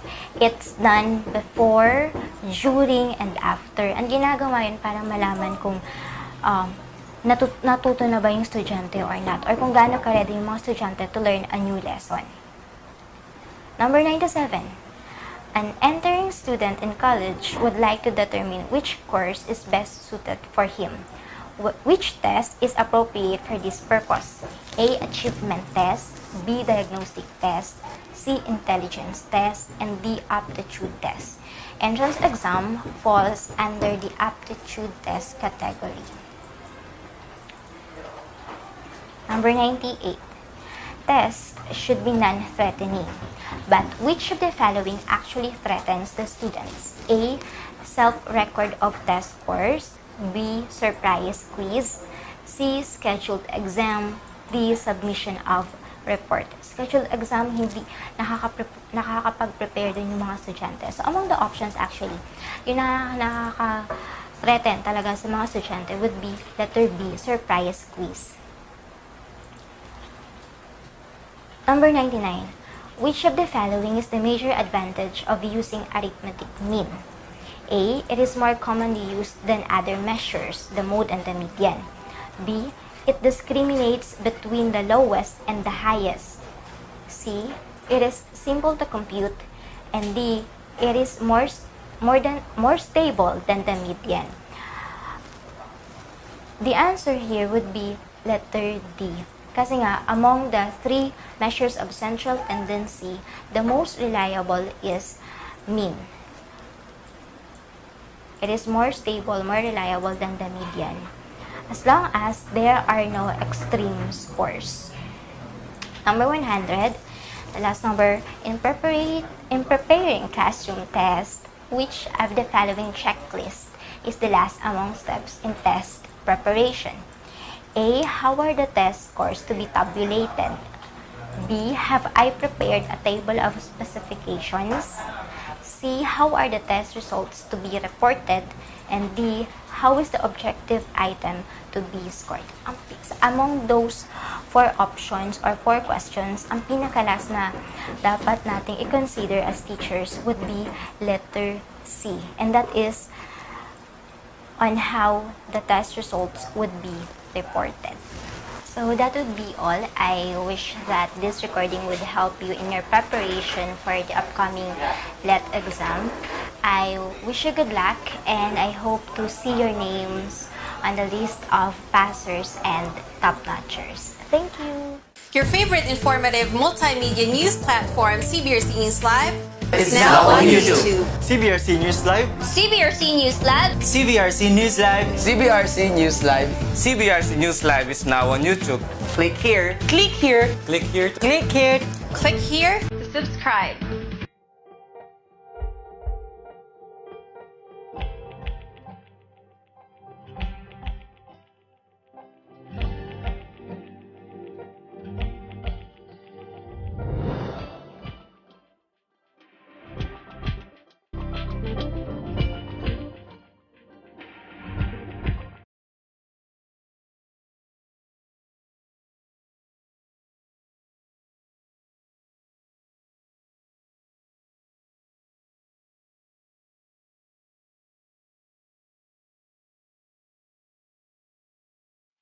Are we ready for the board exam? Papasa ba? Papasa lang ba? Ayan, so again, here is Iza Pascual, a proud product of Cbrc Lawag, and I will be lecturing on your Cbrc Analytical Final Coaching Professional Education naman tayo ngayon. Ayan, so ina-emphasize ko na final coaching na siya. Meaning, eto na, konting mga araw na lang ang lilipas at magsusor na kayo towards your what? Kailangan nyo nang isurpass ang ating board exam. And I believe na kayang-kaya nyo yan at malay natin, yung isa dyan na nakikinig or dalawa or tatlo or lima or malamang lahat kayo ay mag-top sa ating board exam. Kaya ba? Last take nyo na ba to? Ayan, so mag-start na tayo kung ganon. Madali lang ba ang ating analytical Prof. Ed? For the FC, madali lang ba siya? Kayang-kaya na? Ayan, so maganda na binasa nyo siya lahat at saka nasagutan nyo siya lahat. Kasi that would mean na prepared na kayo for the board exam. Yung the way na in-arrange ng CBRC yung ating mga materials, tapos from numbers to the test-taking part, ganun na ganun din sa ating actual board exam. Ganun yung experience, ganun din yung yung booklet na pag-aanuhan ninyo, babasahan nyo ng mga tanong. So for number 1, it says there, the whole child concept of education is contrary to the. Kapag nabasa natin yung contrary, this means what? Contrary or parang, taliwas siya sa whole child concept tayo, So when we say whole child concept, we are into developing the child as a holistic individual. Overall development. This pertains to all areas or all aspects are being considered. So if that's the case, alin yung kalaban ng whole child? Is it the progressivist? No, kasi nga ang whole child holistic, that is not a traditional view of, or that is not a traditional concept. So for letter B, that would not be the answer. How about C? Focus on the disadvantage approach to education. Have you heard of that? Disadvantage approach? O how about D? Mental discipline approach to education. O pag mental discipline, ano siya? Practice kasi yan. Tapos, strict, tayo sa pag-practice ng ating mga mental capacities. How about academic essentials approach to education? Is that the answer? Gaya ng sabi ko kanina, when we say whole child concept, all areas of the child are being trained. While for academic essentials approach, meaning sa academics lang nakafocus yung approach or yung concept. So, meaning that is very contrary to whole child concept. Therefore, what will be our answer for number 1? Tama is letter A. So, the answer for number 1 is letter A. Moving on. The current emphasis on the development of critical thinking by the use of philosophic methods that emphasize debate and discussion began with who? Sabi dyan, debate. Critical thinking. Kay Aristotle ba yan? Sa kanya ba yan? Hindi. Kay Socrates ba yan? Bakit? Kay Confucius ba siya? Kay Plato ba? Kay Plato? So the answer there is, sabi dyan, debate.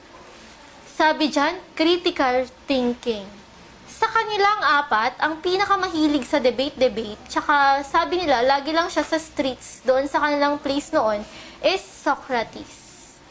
That's why we have your Socratic method.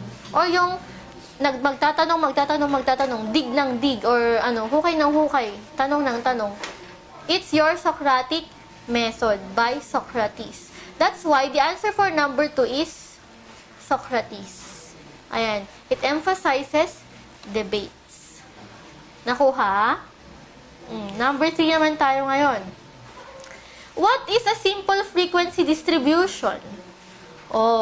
Madali na lang yan kasi bonus question. A graphic representation of what? A simple frequency distribution is a graphic representation of your raw score. scores. Very good. How about number 4? It says here, which refer to a single word or phrase that tells the computer to do something with the program or file. Kung mapapansin natin, bonus question yan, kahit hindi ka maano sa EdTech. Kasi tignan mo, computer should do this or do that. The computer should do something with the program. Therefore, the computer is giving what? Is giving direction or command. So, the answer for number 4 is your command. Bakit hindi password ang sagot? Kasi for password, those are the keys required for you to open something, 'di ba? Sa isang computer. Computer program, alam, yan naman yung mga softwares natin, ganyan. So, hindi na siya computer program. And yun. Basta tatandaan kapag it requires a computer to do something, it's your command. Ayan. So, si command, para siyang sinanay, na anak, gawin mo to, ganyan. Tapos si anak naman, para siyang computer program. Ganon siya, yung relationship nila. Moving on. Number 5 na tayo. What is the mean of this score distribution? Now, mean yung tinatanong dito. Kapag nakikita nyo yung mean, ano yung natatandaan nyo about the mean? For mean, we are pertaining to the average. Paano naman kapag median? Median. Middle. Ano yung nasa middle na value? Paano naman kapag mode? Kapag mode naman, ang natandaan lang, frequently appearing score or it's talking about your frequency. Now, it says here, 4, 5, 6, 7, 8, 9, 10. What is the mean? So, i-average nyo lang siya. So, i-add nyo siya lahat divided by the number of the scores presented. 4 plus 5 plus 6 plus 7 plus 8 plus 9 plus 10 equals 49 divided by 7. Therefore, we have the mean of very good 7. So, wag nang pakawalan yung maganyang katanungan kasi kayang-kaya nyo siyang isolve. Number 6. Teaching approach for kindergartens that makes real-world experiences of the child the focal point of educational stimulation. Ano siya? This is an approach for kindergarten. And may mga schools tayo na ipinangalan na din sa ganitong approach. Kasi yun yung gamit nilang approach. Ano siya? Alright? For kindergarten, is it applicable? Yung situational approach? Yung traditional? Your kindergartens are very playful. How about the eclectic approach? Kung mag-eclectic approach tayo, kung meron mang eclectic approach, medyo malilito din yung mga kindergartens, di ba?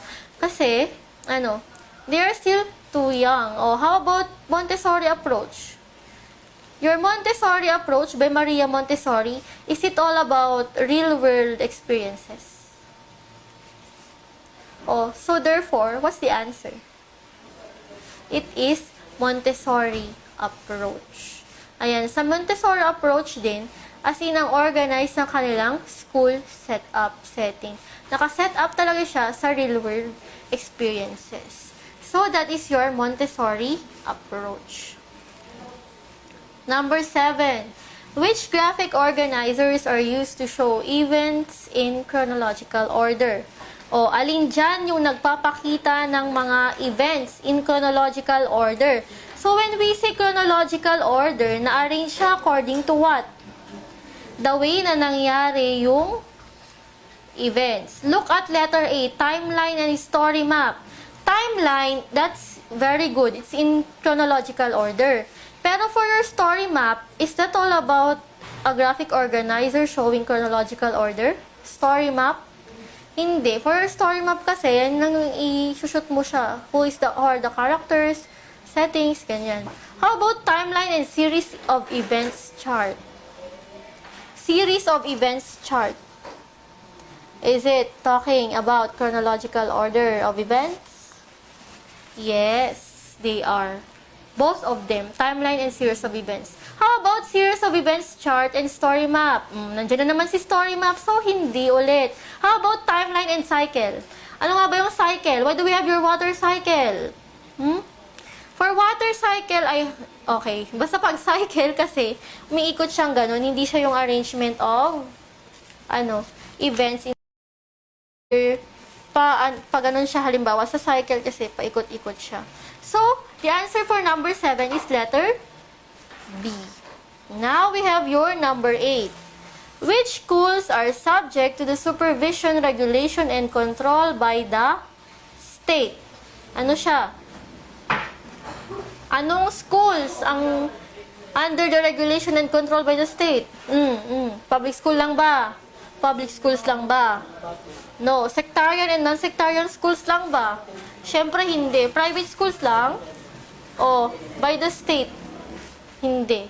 Lahat ng yan. Public, private, non-sectarian schools, they are all under the regulation and control of the state. Nakuha? So, the answer is letter D. O, number 9. Which one can help students develop the habit of critical thinking? When we say critical thinking, ano siya? Pag critical thinker, yung isang bata or learner, yan na yung mga marunong ng magrason. Tapos, hindi sila agad-agad na naniniwala. Kailangan na nila ng mga evidences. Ganun sila. So, when we say we would want to help student develop the habit of critical thinking, or would we want the student to obey? Just obey me. Something like that. Blind obedience of authority. I-obey mo ako kasi nga ako yung nakakataas. Parang ganyan yun. Obey lang ng obey. Is it A? No. Is it asking convergent questions? Convergent questions, are they open-ended questions or close-ended? O, how about C? Asking low-level questions. Pag low-level questions, meaning mga literal comprehension checks lang. O, is that developing the critical thinking? Na-exercise man lang ba yung utak nila dyan? O how about D? A willingness to suspend judgment until sufficient evidence is presented. O what made letter D correct for critical thinking? May naka-mention kasi dyan na evidence, sufficient evidence presented. And as I have mentioned, for critical thinkers, they would believe you if you are presenting the evidence to them. Nakuha? So for number 9, the answer there is letter D. Oh, how about number 10? Number 10 says, in instructional planning, which among these 3 ang tigas, 3 pala, unit plan, course plan, lesson plan is the most specific? Alin dyan yung pinaka-specific? This is a bonus question already. O, pag unit, malawak pa yan. Pag course, malawak din. Kapag lesson plan, malawak pa ba yan? Yung unit tsaka course plan kasi, aabutin tayo ng mga ilang araw, di ba? Yung lesson plan. Oh, it's basically, normally, we have your daily lesson plans. Ganyan. So, it's more of your lesson plan. Siya yung mas specific sa kanilang tatlo. It's letter D. Oh, number 11 na tayo. Developmental reading. Teacher Mar wants to develop in her pupils comprehension skills. What order of skills will she develop? Comprehension skills. Yung gustuhang i-develop ni Teacher Mar. So, alin dyan yung arrangement? Of course, we will have first your literal comprehension. For literal comprehension, mga naka-explicit or naka-mention or madali mong mahanap sa text mismo. And then we have your interpretation. O, nga pala, sa literal comprehension, tatandaan, reading the lines. Interpretation, reading between the lines or your implied comprehensions. How about critical evaluation? For your critical evaluation, kaya nga critical, di ba? Kasi you take a careful look on the elements and styles used by the author. So, that is level 3. And then for integration, integration is falling on your reading beyond the lines. And then for integration, this includes your, after mong mabasa yung halimbawa isang paragraph, at feeling mo pwede mo siyang i-apply sa real life, then there goes your integration. Integration din yung acceptance of what you are reading. Parang ganun siya. So, for that, ang ating order ng comprehension skills ay literal, or reading the lines, interpretation, reading between the lines, critical evaluation, or careful look, or careful check, and then integration, or your application. So, those are the 4 levels of your comprehension skills. So, the answer is letter C. Nakuha? O, number 12. An integrative conceptual approach introduced by Roldan as its highest level is the development of blank thinking skills. So, kung titignan natin, related pa din siya sa question ng number 11. And since we are looking at the highest level, kahit hindi pa natin kilala si Roldan, makukuha na natin yung sagot. At ano ang sagot dyan? Literal ba? Hindi kasi level 1. Critical ba? Hindi kasi mas may mataas sa critical na nabigay. Interpretative ba? Hindi. How about creative? Creative is the answer. Kasi sa creative, there goes again your synthesis. O, nakuha? 13. If a student thinks about thinking, this is a bonus question. Thinking about thinking, learning about learning, knowing about knowing, what's that? It's your metacognition. Very good. So, the answer for 13 is letter D. How about 14? It says here in 14, the use of drills in the classroom is rooted on Thorndike's law of... ito na si Thorndike. Sabi dyan, use of drills. Kapag nagdi-drill tayo, meaning paulit-ulit si teacher. Nagpa-practice. Bakit nagpa-practice? Para ma-exercise. Bakit ina-exercise? Because the teacher wants mastery. Alright, so what law of Thorndike is that? It's law of exercise for mastery. Ganyan siya. So, kapag naman law of readiness, sa isang classroom, halimbawa yung bata, ready siyang mag-recite at pinag-recite mo siya, then the effect would be satisfactory. Pero kapag hindi mo siya pinag-recite at ready siyang mag-recite, the result is disappointment. Kaya kung mapapansin nyo, kapag nung nag-demo kayo, nung practice teaching at may gustong mag-recite pero hindi nyo pinag-recite, halos super simangot na siya kasi nga, ready siyang mag-recite pero hindi mo siya pinasagutan or pina-recite. So, that is your law of readiness. Now, for your law of effect, kapag satisfactory yung feeling niya nung naka-recite siya, ang tendency is, syempre, uulitin niya. O ano bang ginagawa natin kapag nasasarapan tayo sa pagkain? Di ba? Nagtitake two tayo. So, ganun din sa ating law of effect. Kung kasiya-siya yung naging epekto nito, uulitin lang din yan ng bata. So, those are the major laws of learning according to Thorndike's readiness, effect, exercise. So, kapag ngayon na paulit-ulit kayong nagre-review, that is under your law of exercise. Ngayon, kapag ready na kayong sagutan ng ating board exam, that is your law of readiness. At ngayon, kapag nag-top kayo sa board exam, that is your law of effect. Ayan. And ang tendency, gustuhin yung maging lecturer ng Cbrc at mag-engage ulit sa mga questions or let questions. Ayan siya. So, for number 15, the following are some drill technique except. Alin dyan yung hindi naman drill technique? Look at B. Drill technique ba yan? Siyempre, may repeat. I-insert ka lang repeat. Look at C. Giving short quiz and having students grade papers. Short quiz. Bakit magpapa-short quiz? Sa short quiz, nauulit-ulit eh. So, it's falling under drills. So, that is not the answer. How about exercises? Sabi natin kanina, yung exercises is falling under your drill. So, ang letter D, hindi na yan ang sagot. How about A? Challenging students to be above the level of the class. It's not talking about drills. It's not talking about exercises or repeating. So, therefore, the answer for 15 is letter A. Ayan, nakuha. 16. The process of task analysis ends up in the formulation of what? Kapag sinabi nating task analysis, our main goal is to set goals and objectives. Therefore, sa ating task analysis, parang ine-engage natin yung sarili natin sa ano bang type ng learning yung gusto kong ihatid sa aking mga learners. That is your task analysis. You are analyzing and articulating the kind of learning that you would want your learners to experience, to know, to perform, to do. Therefore, ano yung output when we are doing task analysis?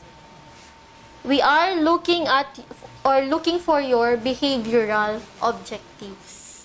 At ano na nga ba ulit ang characteristics ng isang behavioral objectives? It should be SMART, S, M, A, R, tsaka T or time-bound. 17. For holistic learning, it is urgent to utilize both sides of the brain. The affective as well as the cognitive. The logical along with the rational ba? Hindi na rational kasi may cognitive na na-given. Musical ba? O, kapag musical, nakaano lang sa isa yan eh. Hindi. How about intuitive? Intuitive ba siya? Logical nga yung isa. So, sabi dun kasi sa una, affective, tapos cognitive. Next is logical, and ano yung partner niya? It would be behavioral. Nakuha? O, 18. It has something to do with history. The first American teachers in the Philippines were, tanda na, yung tanong, American teachers. Hindi na isasagot syempre ang, elementary graduates. Hindi na rin isasagot ang missionaries. How about graduates of the normal school? Syempre, hindi pa din. How about soldiers? Because the answer is soldiers. A. The first American teachers were the soldiers. 19. By which process do children become participating and functioning members of society by fitting into an organized way of life? By which process? May word tayo doon, society. I want you to encircle that again. Kasi, dyan, pagtingin mo pa lamang dyan, alam mo na kung ano ang sagot. Paano? It's through socialization. No? By participating and functioning members of the society. We call that process your socialization. Ano naman yung ating acculturation? Ano siya? When we say acculturation, it's about learning a culture out of yours. Yung ibang culture sa pamamagitan ng interaction. Ano naman yung kapag culture mo, yung aaralin mo, that is inside your culture, that is enculturation. Kaya nga siya tinawag na enculturation. How about when we say accommodation? Kapag naman accommodation kasi, usually ginagamit tong term na to kay, kay Piaget. Kasi for accommodation, we are creating new schema. I-accommodate mo nga siya eh. Now, for assimilation naman, people come to share in a common culture. Ganun naman sa assimilation. 20. The teacher wants to check the prior knowledge of his pupils about water pollution. So, si teacher, ang ginawa niya, nagsulat siya ng pollution sa gitna ng board. Inencirclean niya. And then, sabi niya, mag-provide nga kayo ng information tungkol dito. So, nagganon-ganon na siya. Ano kaya yung ginawa niya? Is it demonstration? Is it vocabulary building? Or is it deductive teaching? Basically, the answer there is semantic mapping. Because the teacher, sine-check niya yung previous knowledge ng mga bata tungkol sa water pollution. Semantic mapping, semantics. What is water pollution for the kids? So, that is letter C. Ayan, so 21 na tayo. Sabi dyan, who were the Thomasites? I guess narinig nyo na yan sa ating world history, tama? So, sino nga ba yung mga Thomasites? So, yes, they are the first American teacher recruits to help establish the public educational system in the Philippines. The answer for that is letter B. Ayan po. And yes, nakasakay sila sa barkong, U.S. Transport Thomas. That's why they are called the Thomasites. Not necessarily that they are the devotees of St. Thomas Aquinas. The answer is letter B. Huwag tayong malilito sa option C and option D. Nakuha? So, the answer there is B. 22, it says here, the right hemisphere of the brain involved with the following functions except ang ating daw right hemisphere ay nasa aling activities or functions nakafocus. O, tama. Non-verbal ba? Tama. Visual ba? Tama. Sa kanya rin yun. Intuitive function. Sa kanya rin ba yan? Tama. So, the answer there is detail-oriented functions. So, ang ating right hemisphere, nakafocus siya sa nonverbal, visual, and intuitive. Nakuha? 23. To build a sense of pride among Filipino youth, which should be done. Tandaan na, ang gusto nating i-develop ay yung sense of pride or yung pagka-Pilipino, ipagmalaki yung sariling atin. So, going back to the choices, restudy our history from the perspective of the colonizers. Is that building a sense of pride? Sa view ng mga Amerikano daw natin tignan ng ating history. O, mga Espanyol. Sa mga colonizers nga, syempre hindi. Kaya nga nila tayo nasakop, di ba? Kasi, alam na. How about C? Replace the study of folklores and myths with technical subjects. Hindi ba part ng ating pagka-Pilipino ang ating mga folklores tsaka mga myths? How about D? Set aside the study of local history. Local history. Bakit mo naman siya i-set aside, di ba? How about A? Restudy our history and stress on our achievements as a people. Stress tayo sa achievements natin bilang mga Filipino. Yun yung punto ng letter A. Is that building pride among us? O, syempre, oo. The answer there is letter A. Restudy our history and stress on our achievements as a people. Nakuha? 24. Specialization is knowing more and more about less and less. Then it is better to be a generalist, claimed the teacher. On which philosophy does the teacher learn? Sabi niya, specialization is knowing more and more about less and less. Then it is better to be a generalist. So kapag generalist yung view ni teacher, nasa ang philosophy siya? Progressivism ba? Generalist. O hindi. Perennialist ba siya? Hindi. Existentialist ba siya? May choices ba na nakalagay? So, the answer there is letter A. Essentialism. Kasi nga, generalist generalist view. O, 25 naman. Which teaching activity is founded on Bandura's social learning theory? Kay Bandura tayo, social learning theory. Kung maaalala nyo, kay Bandura yung ating Bobo doll experiment. Anong nangyari sa video? Dun sa Bobo doll. So, for Bandura, pag maririnig nyo or mababasa nyo na si Bandura, automatic na yan na sa kanya yung observation, imitation. So, therefore, kung ano yung napapanood daw ng bata, yun daw yung kanyang ginagaya. Therefore, Bandura is emphasizing on modeling. Tama. So, it's modeling. Yan ay kay Bandura. Moving on, 26. I like to develop the synthesizing skills of my students. Alin naman ngayon ang gagawin ko para ma-develop ang kanilang synthesizing skills? Tandaan kapag synthesis, creating, generalizing, concluding, basta yung mga tipong pagko-combine na lahat ng mga natutunan nila to create something. So, that is your synthesis. O, is it direct my students to point out which part of the graph are right and wrong? Is that about synthesizing? No. How about C? Asking my students with what-if questions. Synthesizing kaya siya? How about D? Tell my students to state data presented in the graph. State the data presented in the graph. Is that synthesizing? How about A? Ask my students to formulate a generalization from the data shown in the graphs. Bakit letter A? Bakit kayo umoo sa letter A?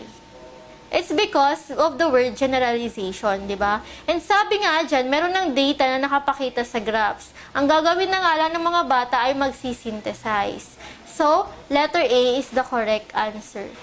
Synthesizing yan. Kasi they will form a generalization from the data shown. Nakuha? 27 naman. Sabi dito, to reach out to clientele who cannot be in the classroom for one reason or another, which of the following was established? O, sa kadahilanan daw na hindi makapunta sa classroom ang isang client, ano yung naisipan ng gobyerno na gawin or project para at least makapag-aral pa din sila? Is it your informal system? Is it your SPED system? Preschool education? Or is it your ALS? Ano ba yung ALS? It's your alternative learning system. And why are they established? Because of, the ones who could not attend or go to school. So, the answer there is letter D or ALS. 28. Nicole enjoys games like Scrabble, anagrams, and passwords. Which type of intelligence is strong in Nicole? O, ang favorite na laruin daw ni Nicole, Scrabble, anagrams, passwords. Pagkakita nyo pa lang yan, ano kaya tungkol saan yung mga games na yan? O, tama, word. O, vocabularies. So, meaning, si Nicole ba ay may interpersonal intelligence? Si Nicole ba ay may logical and mathematical intelligence? Or si Nicole ba ay may linguistic intelligence? O di kaya meron siyang spatial intelligence? What's the answer?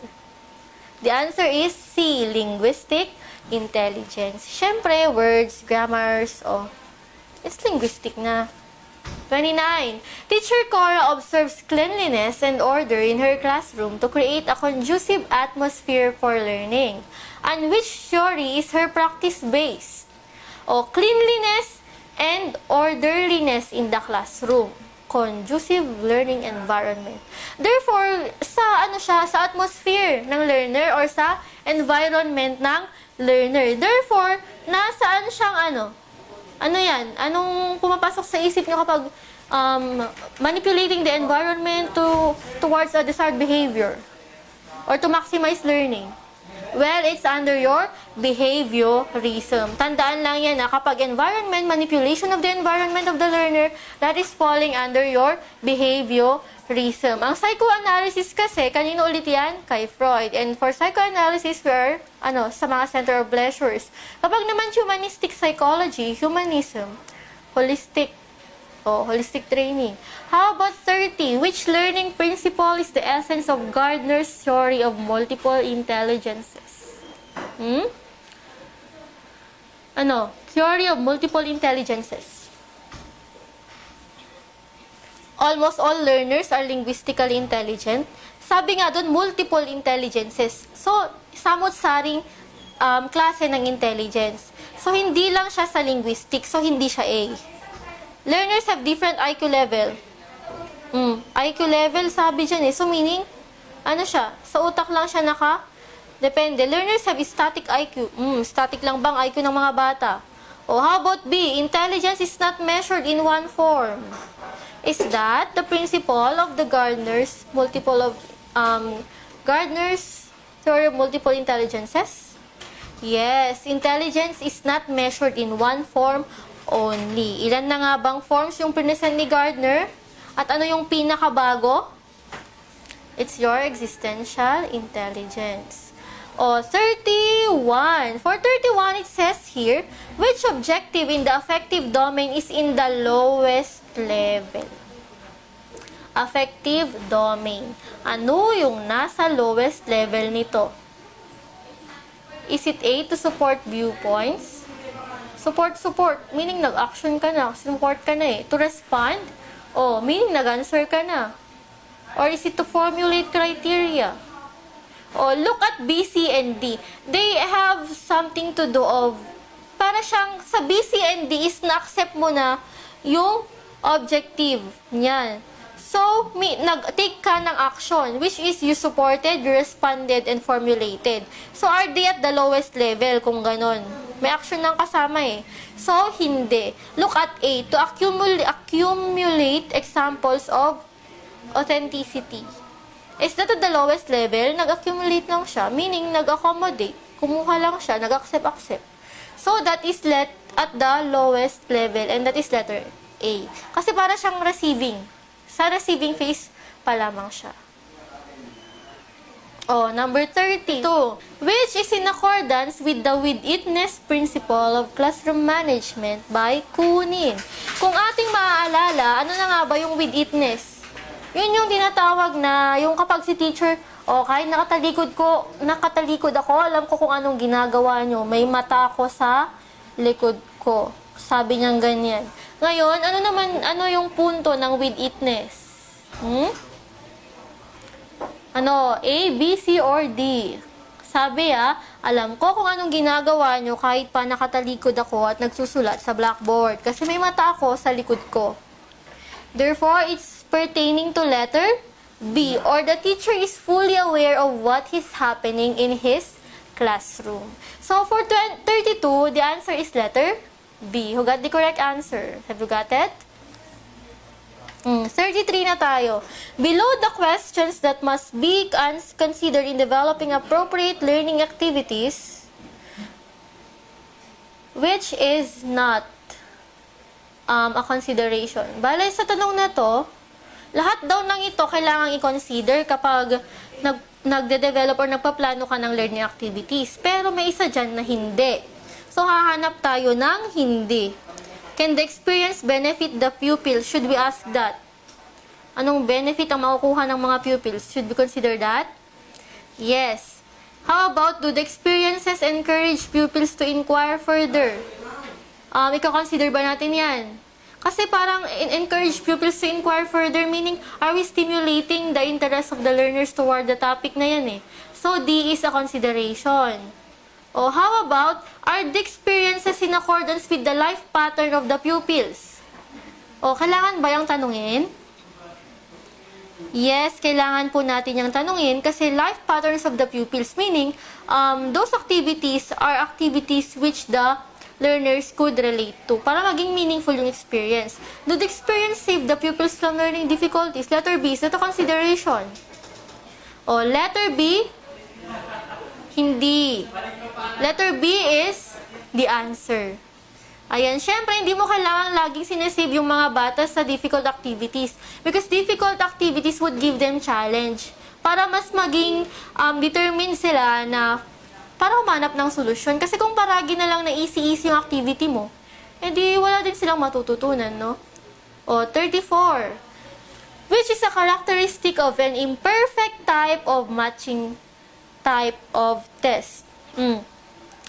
Tandaan, sa matching type of test, kailangan ba homogeneous? Yes.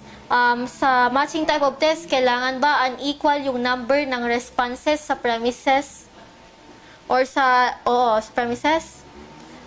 Oo. Kailangan ba naka-arrange sila in logical orders? Of course. Kailangan ba nasa iisang page lang sila yung ating matching type of test? Yes. Kailangan ba brief lang sila? Yes. Look at A. An item may have no answer at all. Is that imperfect type of matching test? May have no answer at all. Pwede, pero let us see if that is the best answer. An answer may be repeated. Imperfect ba yan? Hindi rin. Pwede rin kasi yan. Nangyayari din kasi yan. How about D? The items in the right and left columns are equal in number. Are equal in number. Is that a characteristic of an imperfect type of matching type of test? Pwede, pero hindi siya yung best answer. So, halos lahat ng choices dyan ay maaaring maging sagot. Pero alin dyan ang pinakamatimbang? Ang best answer for that is there are 2 or more distractors. Kasi di ba nga sabi sa atin, for matching type of test, kailangan may isang pasobra dun sa kabila, di ba? So, pag 2 or more distractors na, edi wala, nagkandalito-lito na yung magtitik ng exam. Paano na lang pag 5 distractors yung nilagay mo? Nagkataon na sa vocabulary siya. So, 34, for 34, the best answer in that case is letter C. Nakuha? Nakaka 34 over 34 na. 35, which is a proactive management practice. When we say proactive, ano siya? ini-implement mo ba siya before or after or during? What is the sense of having your proactive management practice? For proactive management practice kasi, gusto mo is ma-prevent yung further problems. So what should we do then? What should we do? We should, or are we gonna tell them that you enforce the rules? No exceptions. Medyo harsh siya, medyo sobrang strict na siya. How about letter B? Set and clarify your rules on the first day. Is that good? How about punish the misbehaving pupils in the presence of their classmates? O di parang nagpapahiya ka na nun, di ba? How about letter D? Penalty for every violation. Alin yung pinaka appropriate na sagot? It's more of letter A. Set and clarify your rules and expectations on day 1 pa lang. Para unang pa lang, kita, alam na nila. Read number 36, yung kanyang statement. That type of statement is classified as what? Hypothesis ba yan? Prediction ba yan? Isa ba yung finding? It's more of experiment. Letter A siya, experiment. Yung hypothesis tsaka prediction, medyo ginagamit siyang, magka-partner yan, halos magka-meaning din sila. Kapag kasi nag-hypothesize ka, you're giving an educated guess. Kapag nagpre-predict ka, guess din yun. Kapag findings, dapat nakalagay na dyan. After the conduct of the research, so hindi naman. Kaya this statement is falling under experiment. Nakuha? 37.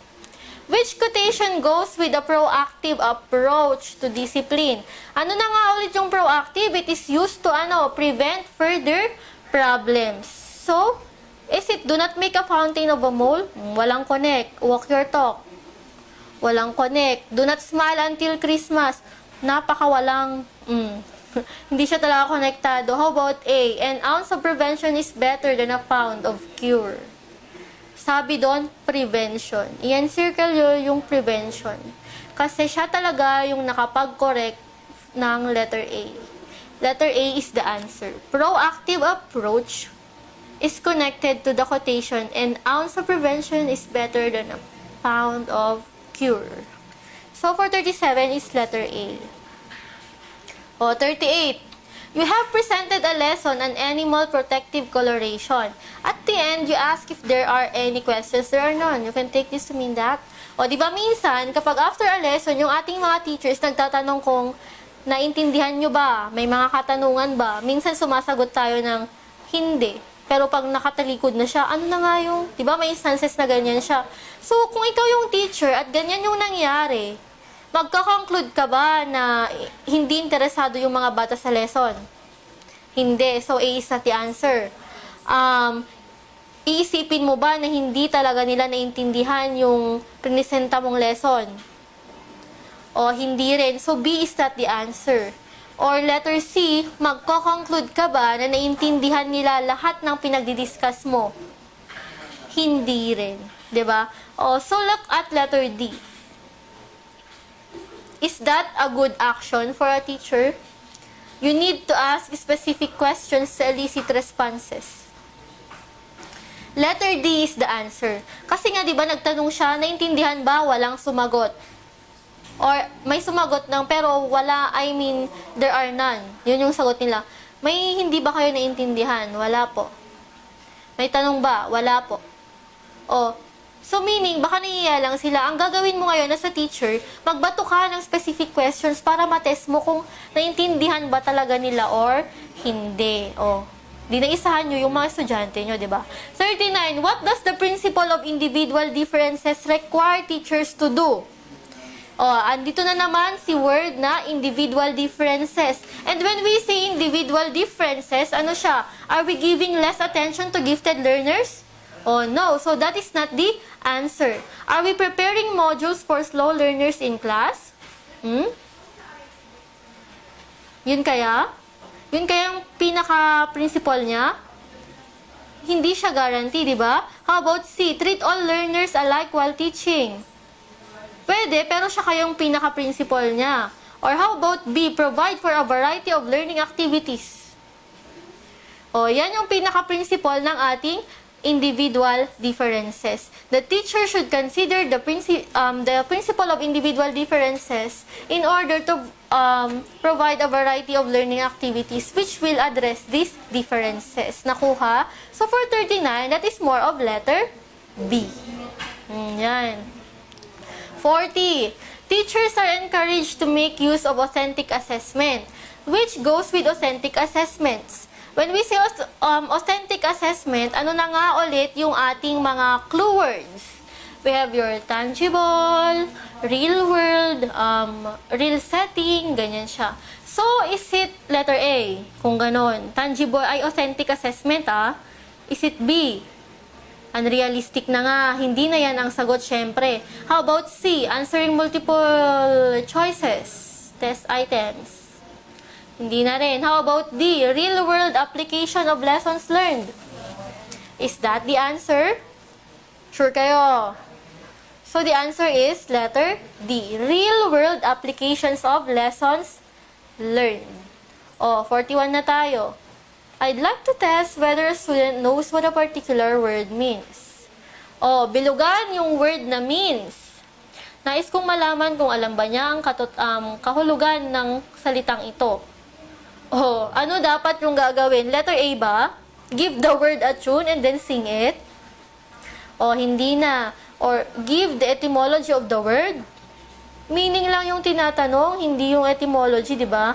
Spell the word and identify the parts of its part of speech. Pag ba pinagawa mo yan, na-define na ba niya yung word? Hindi. So, anong sagot? Letter B. Definition also means meaning. Ayan, so 41 is B. 42. Who asserted that children must be given the opportunity to explore and work on different materials so that they will develop the sense of initiative instead of guilt. So, kung makikita natin, meron tayong dalawang words na pinagpares. Initiative tsaka guilt. So, siguro, there is this what we call crisis. Initiative versus guilt. O, ano siya? Kay Kohlberg ba yan? Kay Erickson ba yan? Sure kayo. Kay Maslow ba yan? O baka kay Gardner? Alright? Kay Erickson siya. Initiative versus guilt. So, we have your 8, developmental crisis. So, kay Erickson is your socio-emotional theory. Next, 43. Teacher then uses direct instruction strategy. Alin yung uunahin niyang gawin? Mag-pre-presentation ba siya agad? Mag-i-independent practice ba agad ang mga bata? Mag-guided student practice ba sila agad? Or magre-review muna sila ng ginawa nila kinahapunan? So the answer is letter D. Next, we have here 44. The free public elementary and secondary education in the country are in line with the government effort to address educational problems of, free public elementary and secondary. Productivity ba yan? Hindi. Relevance and quality ba yan? Hindi rin. Is that pertaining to access and quality? Yes. Is that pertaining to effectiveness and efficiency? Hindi rin. So, the answer there is access and quality. Kaya nga siya free Kapag free siya, anong napapansin nyo? Mas dumarami yung customers. Or yung mga nag-iikot doon sa pwesto kapag may mga free teas, mga ganyan-ganyang bagay. So, what more, if you are pertaining to education, di ba? It's for access and quality kasi free public elementary and secondary. 445. Sabi dyan, ito yung mga row scores. Meron tayong mga row scores. Ay, grabe. Ang pinakamataas is 97. Ang pinakamababa, 1. May nakascore pa ng 2, 5, Pero yung mga highest, 97, 95, 85. Ayan yung raw score sa isang quiz. Ngayon, to get a picture of the group's performance, which measure of central tendency is most reliable? Alin ang pinaka-reliable na measure of central tendency kapag ganyan ka-extreme yung mga scores? I mean, extreme na, extremely high, extremely low. Diba? Nakita mo yung mga samples? So, pag ganyan yung case, yung mga outliers nila is wagas, the answer would be median. Median ang pinaka-reliable na measure of central tendency. Nakuha? Ayan. Next, 46. Which one holds true of anecdotal records? Ano ba yung mga anecdotal records? Di ba may mga schools na naggaganyan? Anecdotal records. Lahat naman natin ng school merong ganyan. Combining facts with interpretation ba? Describing behavior in natural setting ba? Or describing behavior in laboratory setting? Writing objective, descriptive behavior with a case ba? For 46. Because the answer there is letter B. Writing objective, descriptive behavior with case. Ayan. 47. For mastery learning and in line with the outcomes-based evaluation model, which element should be present? O, sa OBE tayo alin dapat yung present kung OBE lang din ang pag-uusapan? Is it A, inclusion of non-performance objectives? Non-performance objectives daw. Siyempre hindi. Is it the non-provision of independent learning? Independent learning. O siyempre, considered pa din yan. I mean, non-independent learning. O how about construction of norm reference test? Siya ba yung pinaka? O, let's take a look at letter B. Construction of criterion reference test. Siya ba? Construction of criterion reference test. Because the answer there is criterion reference test. Construction of criterion reference test. Since outcomes-based tayo, syempre, we would check on the outcomes, the products, the performances. Therefore, we need criterion reference test. Kasi for criterion reference test, we have your standards or competencies. Oh, how about 48? Which statement about standard deviation is correct? Standard deviation. Alin dyan ang pinaka-correct at related sa ating standard dev? O, sa standard deviation, tatandaan lang na the higher the standard deviation, the more spread the scores are. Nakuha? So, kung mas mataas yung ating standard deviation, mas magkakalayo-layo yung mga agwat ng mga scores. Yan lang yung tatandaan when we say standard deviation. Alright? O, 49. The principal tells her teacher that training in the humanities is most important. Humanities. Kung natandaan natin sa history, humanities is all about what? Arts. Ano pa? Ano pa? To which educational philosophy then is the principal adhering? Existentialist ba? Binigyan niya ba ng choices yung mga teachers? Training in humanities is the most important, sabi niya. Meaning, hindi na niya binigyan ng option yung mga teachers. So, hindi siya existentialist. Progressivism ba yan? O, hindi rin. Essentialism ba yan? Maaari. Perennialism ba yan? Hindi masyado. So, the answer here is letter C. Essentialism siya kasi humanities. And when we say essentialism, we are going back to the, ano nga ulit? Basics, essentials. O, next, 50. The Filipino learner envisioned by the Department of Education is one who is imbued with the desirable values of a person who is ano? Ay, nako, nasa ano natin to Panatang makabayan ba yun or yung isa? O, so it's makabayan, makatao, makakalikasan, at saka, syempre, maka-Diyos. The Filipino learners are envisioned to be makabayan, makatao, makakalikasan, at maka-Diyos. 51 na tayo. Alex exhibits fear response to freely roaming dogs. O, sa 51, sabi dyan, takot si Alex sa mga nakawalang aso. Pero dun sa mga nakatali or nasa kulungan, hindi naman siya takot. So therefore, alam niya yung pinagkaiba nung nakatali or nakakulong sa hindi. At alam niya kung sa alin siya matatakot. O therefore, anong conditioning process yung pinapakita sa atin ni Alex? It's very good discrimination. It's a bonus question. Number 52. The main purpose of compulsory study of the Constitution is to...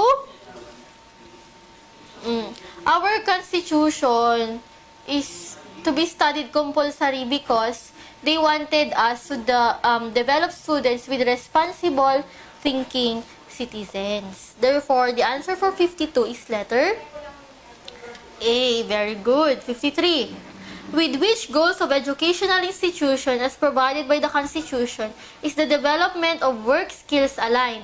O, bilugan ang work skills. Kasi pagkakita pa lang yan, mapapaisip ka na. Work skills, meaning technical, vocational, related. So, alin dyan? Letter ano? It's letter B, to develop vocational efficiency. Very good. 54. Which one is in support of greater interaction? Greater interaction na, is it repeating the question all over again? Is it not allowing a student to complete a response? Ay, hindi, mas talong hindi mag-i-interact ng mga estudyante pag ginawa mo yan, di ba? O probing. Ano ba yung probing? Selecting the same student as respondents. Ay, kung ako yung estudyante mo at ginawa mo yan, edi mawawalan ako ng gana na mag-respond. So, for 54, the answer there is letter C. 55. To encourage introspection, which teaching method is most appropriate? When we say introspection, it's more of a reflective process. Kasi self-ano siya sa introspection. So, for 55, the answer there is letter B, tama. 56. I want the fast learners in my class to do self-directed learning. What strategy will I use? O, yung mga mabibilis matuto sa klase ko, gusto ko silang para magkaroon na ng self-directed learning. O, so ano siya? Collaborative ba dapat sila? Self-directed nga. Social dialogue ba? Self-directed nga. O, metacognition ba? Pwede. Problem-based learning ba? Problem-based. Pwede. Pero rin dyan yung mas. C or D? It's C, metacognition. O, 457, which may help an adolescent discover his identity. Identity tayo. So, alam na kung ano yung ating hinahanap pa. It has something to do with roles or expectations of that individual. Kasi nga identity. O, parents pushing in to follow a specific path.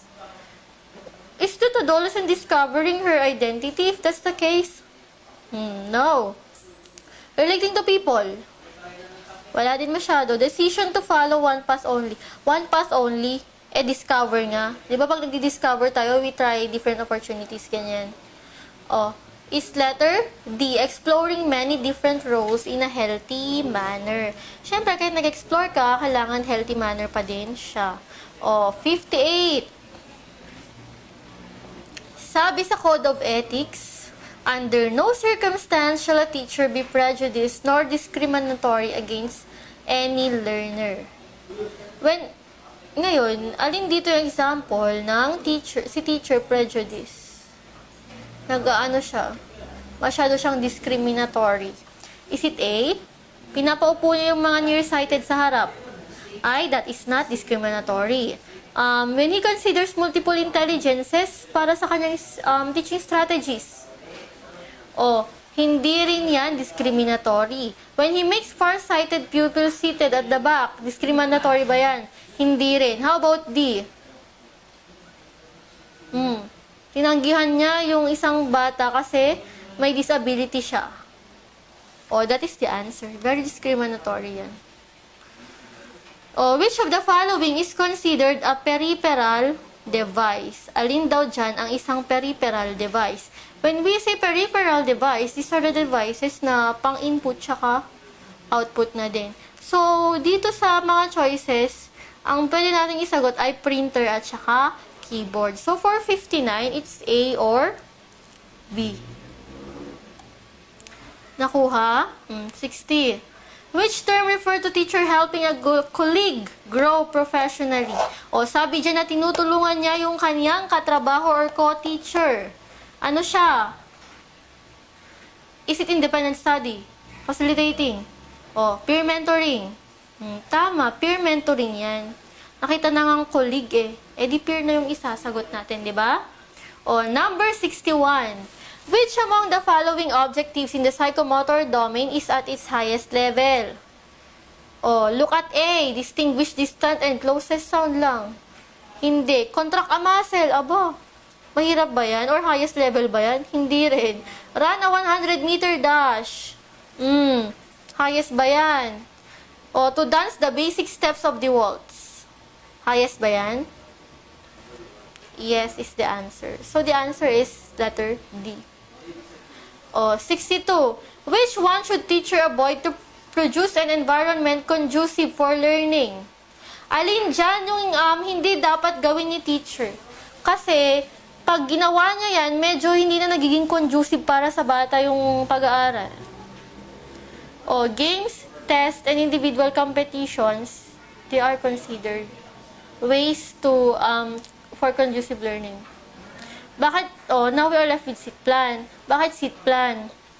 Sabi nila, sa isang research, yung millennial learners ngayon, they love to explore. So, at saka they are very active. Gone are the days na most of your, or majority of your students are mapapaupo mo sa isang sulok. Because millennial learners love to explore. They are very active. So, para sa millennial learners, hindi nakatakataka na may mga bata na palipat-lipat ng upuan, na may mga bata na minsan nakailata na lang sa sahig or ano. So, sila yung mga learners ngayon na hindi mo mapapaupo sa isang sulok lang. They're very active. Ayan. Now, seat plan ang sagot dyan. Seat plan kasi, pag seat plan, hindi mo alam kung yung pinaupo po pala sa chair na yan ay farsighted pala. Hindi mo alam kung yung pinaupo mo doon sa likod ay meron palang hearing disability. Hindi mo alam na sa pagpapaupo mo pala sa bata sa likod ay medyo ayaw niya doon na pwesto kasi nga likod. Parang, di ba iba-iba tayo ng parang learning style. So, ganun din sa isang classroom at saka mga bata yung iyong ini-involve. Mas okay kung mga bata ang mamimili na kung saan sila uupo. Diba? Kasi doon, mas mamamaximize at makaka-focus sila kasi pinili din nila yung seat na yon. So, the answer is 62 is B. O, 63. For individual differences, paanong dinesign ang curriculum? O, minimum learning lang ba? Realistic and meaningful experiences are provided ba? O, it's letter, ano siya? Individual differences tayo. Paano dinesign si curriculum? Kung ganon. It's letter C. Some degree of flexibility is design. Flexibility and the curriculum. Kasi nga iba-iba sila eh. O, 64. When a significantly greater number from the lower group gets a test item correctly, this implies that the test item is what? O, sa lower group daw, ang dami nang nakakuha sa test item na yan. Ibig sabihin yan, reliable pa ba yan? So, the answer there is letter B. It is not highly reliable kung madaming nakakuha na nasa, nandoon sa lower group. B is the answer for that. 65. And act as the, Teachers Professionalization Act of 1994. Bonus question yan. Republic Act number 7836. 66. Learning has taken place when a strong bond between stimulus and response is formed. So meron ng strong bond between your stimulus and response. Therefore, ano na siya? Ano yung finalo niya? Strong bond. Sabi dyan, May strong bond na dyan. So, may clue na kayo. The answer then is connectionism. Meron kasing connection between the stimulus and response, kaya strong na yung bond. Nakuha? 67. According to Osobel, one of the ways to strengthen the student's cognitive structure is by using an instructional tool called what? Kung matatandaan nyo, si Osobel, siya yung meaningful learning theory. Sa kanya, yung visual imagery, advanced organizers. So basically, what's the answer for Osobel? Advanced organizers. Mas nagiging strong daw yung pag-retention kapag meron tayong advanced organizers. 68. Thorndike tayo. Madali lang to. Thorndike's law of effect states that a connection between stimulus and the response is strengthened when the consequence is what?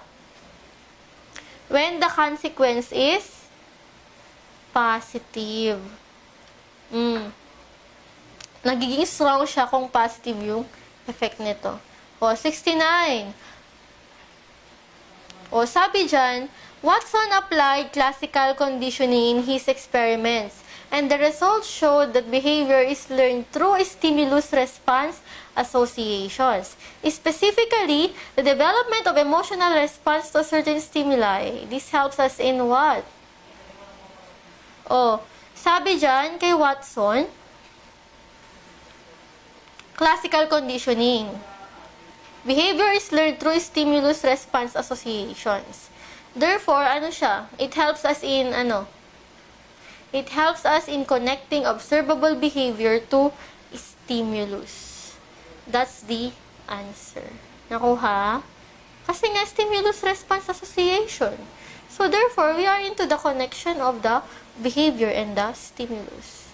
70. Si Skinner. Anong theory kay Skinner? Pagkikita mo pa lang kay Skinner, malalaman mo na siya agad eh. Ano siya? It's operant conditioning. Very good. Operant conditioning siya. 71. Pumapasok na si Bandura. The leading proponent of social learning theory is Bandura. Ano naman ngayon?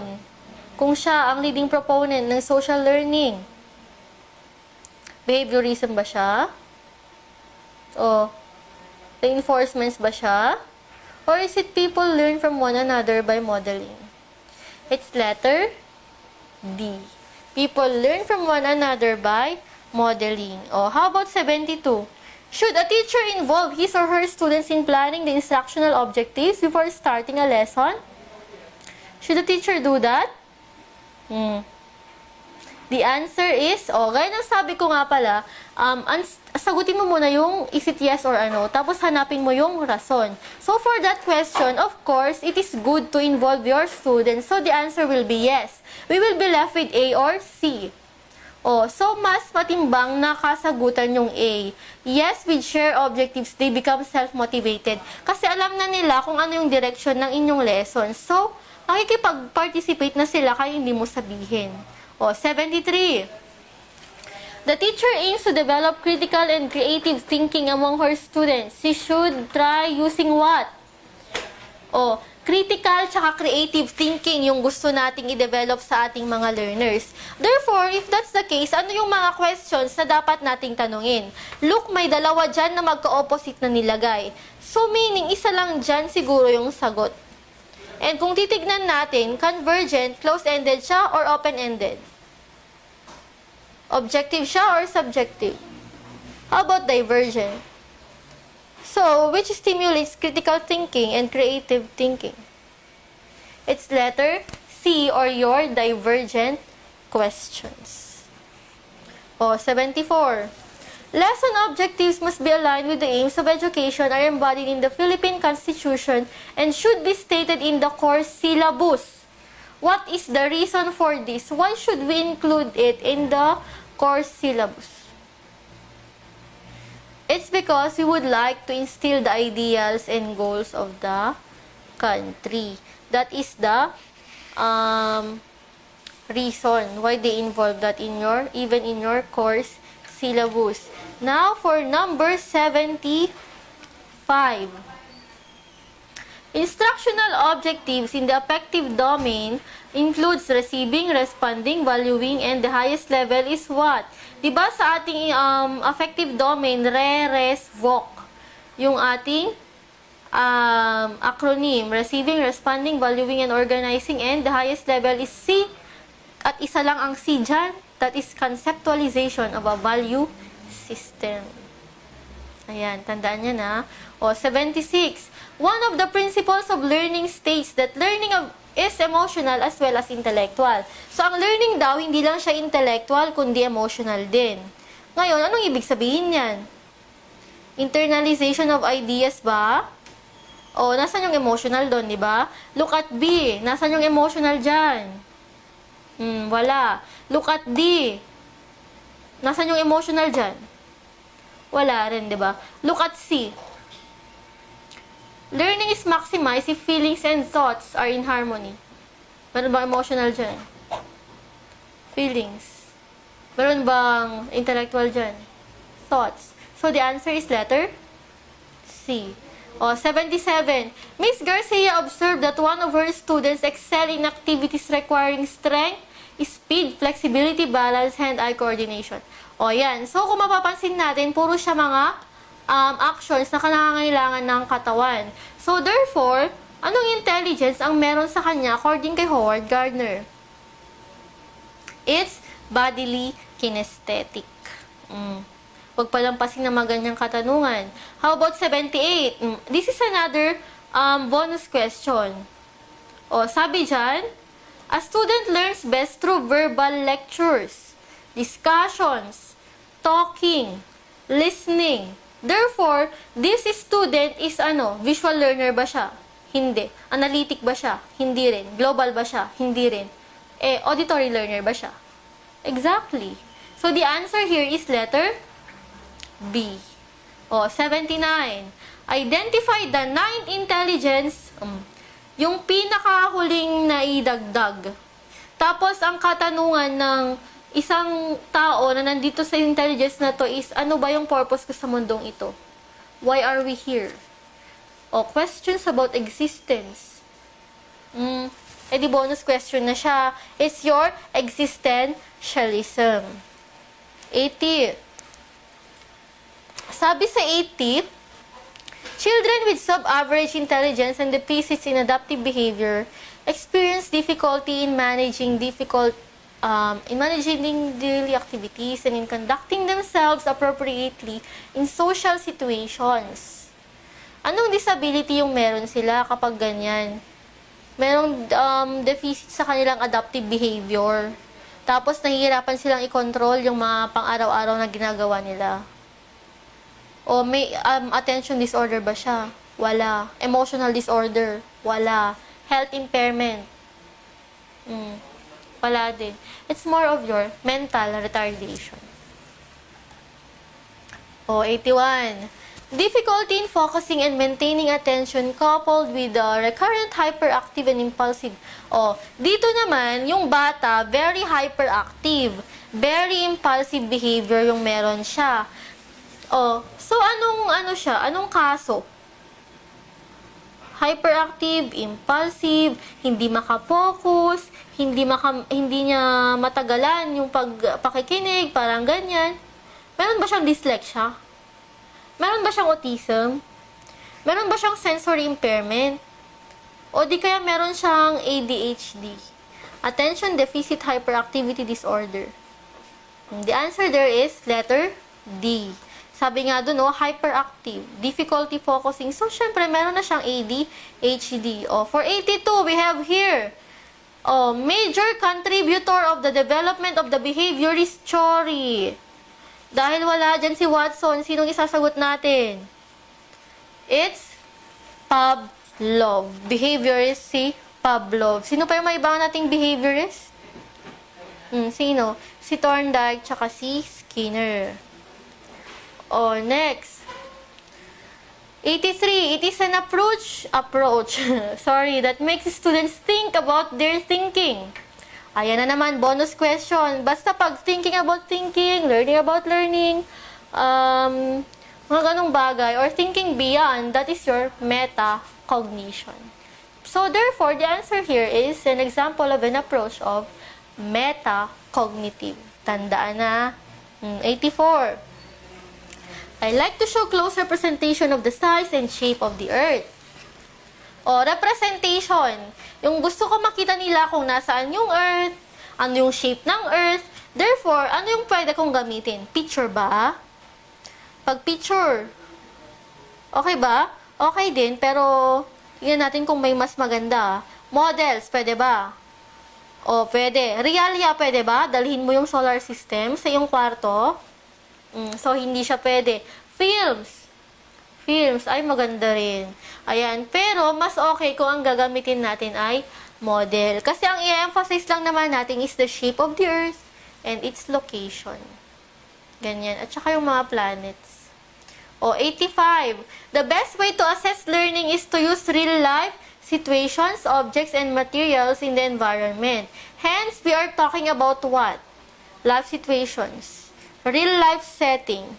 Therefore, we are under your authentic assessment. 86. An appropriate assessment tool for assessing the development of learning in the affective domain is through what? Affective domain. Assessing the development of learning in the affective domain. For the affective domain, we usually use your journal entries. So, the answer for 86 is reading of journal entries. 87 naman tayo. Kung kanina, right hemisphere of the brain, we will be on the left brain na ngayon. A left brain dominant individual is portrayed as one who is analytic, linear, and responds to logic. A right brain person is viewed as ano? A right brain person is viewed as global, holistic, and responds to emotions. For 87 is more of letter C. 88 na tayo. How can a teacher help students with different learning and thinking styles continue to learn more effectively? Ano siya ha? Different learning and thinking styles. Ano siya? Paano makakatulong si teacher? Of course, by using a variety of reflection strategies. Variety. 89. Students possessing intrapersonal intelligence, according to Gardner, learn through dominant involvement of, ano siya? Intra, meaning hindi siya sa interaction. So, hindi na siya letter A. At hindi na rin siya letter D. Sabi dyan, intrapersonal. It's more of B. Feelings, attitudes, and values of that individual. So, sa intrapersonal, sila yung ating mga matalino naman. Pero, they function well kapag ganong individual activities, tsaka they are more of introspection, reflections, journals, gano'n sila. 90. Ausubel recommends the use of visuals to bridge the gap between what the learners already know and what they need to know. Which is an example. Bridge gap, what they know and what they need to know. It's more of your comparison pattern. Kasi nga, may dalawang dyan aspect na ipagko-connect your what they know and what they already know. 91. Best way to present a lesson with expensive equipment and technical know-how. Ano naman yung gagamitin mo kapag kaganyan? We will be using your know-how. Sabi dun, di ba? Know-how. So, meaning there are skills or processes. The answer there is letter C. Demonstration. 92. The teacher requested an older, brighter, and more cooperative member in the group to teach the other members. Bakit kaya yan ginawa ni teacher? Merong isang mas matanda tsaka mas matalino na member ng klase. Ginamit niya yung batang yun para turuan yung iba pang mga bata. Ano yung rationale niya dyan? It's because the tutor is better equipped and close to the rest. So, since kilala naman siya ng mga klase niya, mas siguro, magiging malaking tulong siya sa teacher. So, it's letter A. 93. Cooperative learning approach makes use of classroom organization where students work in teams to help each other. What mode of grouping can facilitate the skill and values desired? Oh, work in team to help each other. Alin yung mas magandang grouping? Homogeneous or heterogeneous? Mas maganda si hetero. Kasi various learners yung may encounter mo sa isang grupo. So, basically, the answer for that is letter C. Mas may elicit mo yung kanilang helpfulness. O, 94. It is a teaching approach that views learning as an active process. O, sabi dito, wherein someone creates meaningful connection between prior knowledge to the present activity. O, di ba? Na-discuss na natin to. It's all about your constructivism. Kapag constructivism kasi, you construct meaning out of the data presented and out of what you already know. Yun lang yung tatandaan sa constructivism. Inquiry naman, questioning, metacognitive, thinking beyond, learning about learning, thinking about thinking, problem solving. Alam na, solving of problems. O, 95. A teacher earns the title of professional if she is a judge, knowledgeable, proficient in a variety of teaching methodologies, and exhibits a high degree of a third component of competence, which is, para matawag na professional ang isang guro, dapat knowledgeable siya. Dapat madami siyang alam na teaching methodologies. What else? Sapat ba na may mastery siya ng content? Hindi. And meron na tayong knowledgeable doon High degree of dexterity. Fairness and objectivity. Ang pinakasagot dyan, ethical and moral standards. That would make you more professional kung kino-consider mo ang ating ethical and moral standards. O, 96. It is a quality that is emitted like a spark, dab as energizer. It is evident in a teacher's eagerness and excitement in convincing children to get involved in the learning activity. It is very contagious. Anong quality ni teacher ito? Na parang nakakonvince or na-encourage mo yung mga students kapag ginamit mo siya. It's more of your enthusiasm. So, kahit ayaw nila, kahit paulit-ulit silang nagduno, hindi nag-give up si teacher. Therefore, the teacher is very enthusiastic. 97. Teachers with integrity are perceived to possess inimitable probity, honesty in thoughts, and stature. Integrity can and should be mirrored. Is it sound and easy? Easy ba siya? Ulitin yung basahin Teachers with integrity are perceived to possess inimitable probity, honesty in thoughts, and stature, indisputable fairness in making decisions.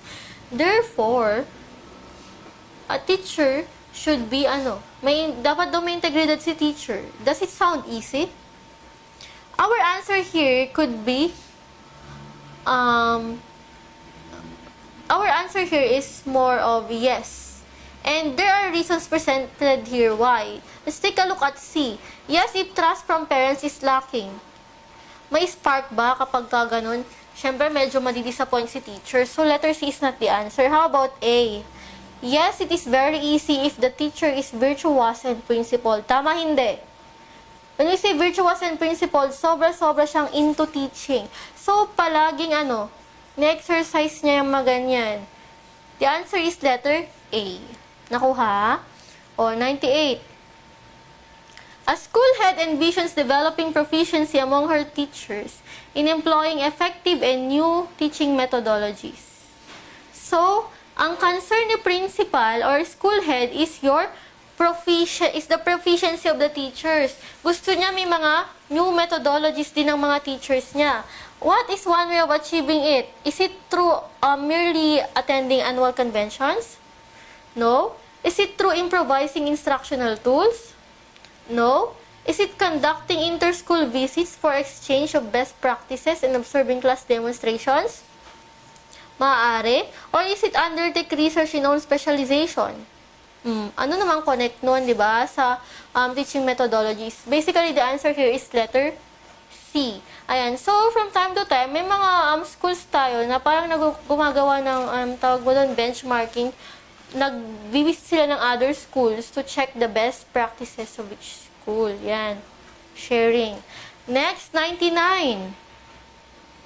Sabi dyan, hence, a teacher is strongly motivated to continue growth and as an individual and a professional. Personal growth can be achieved through one's own what?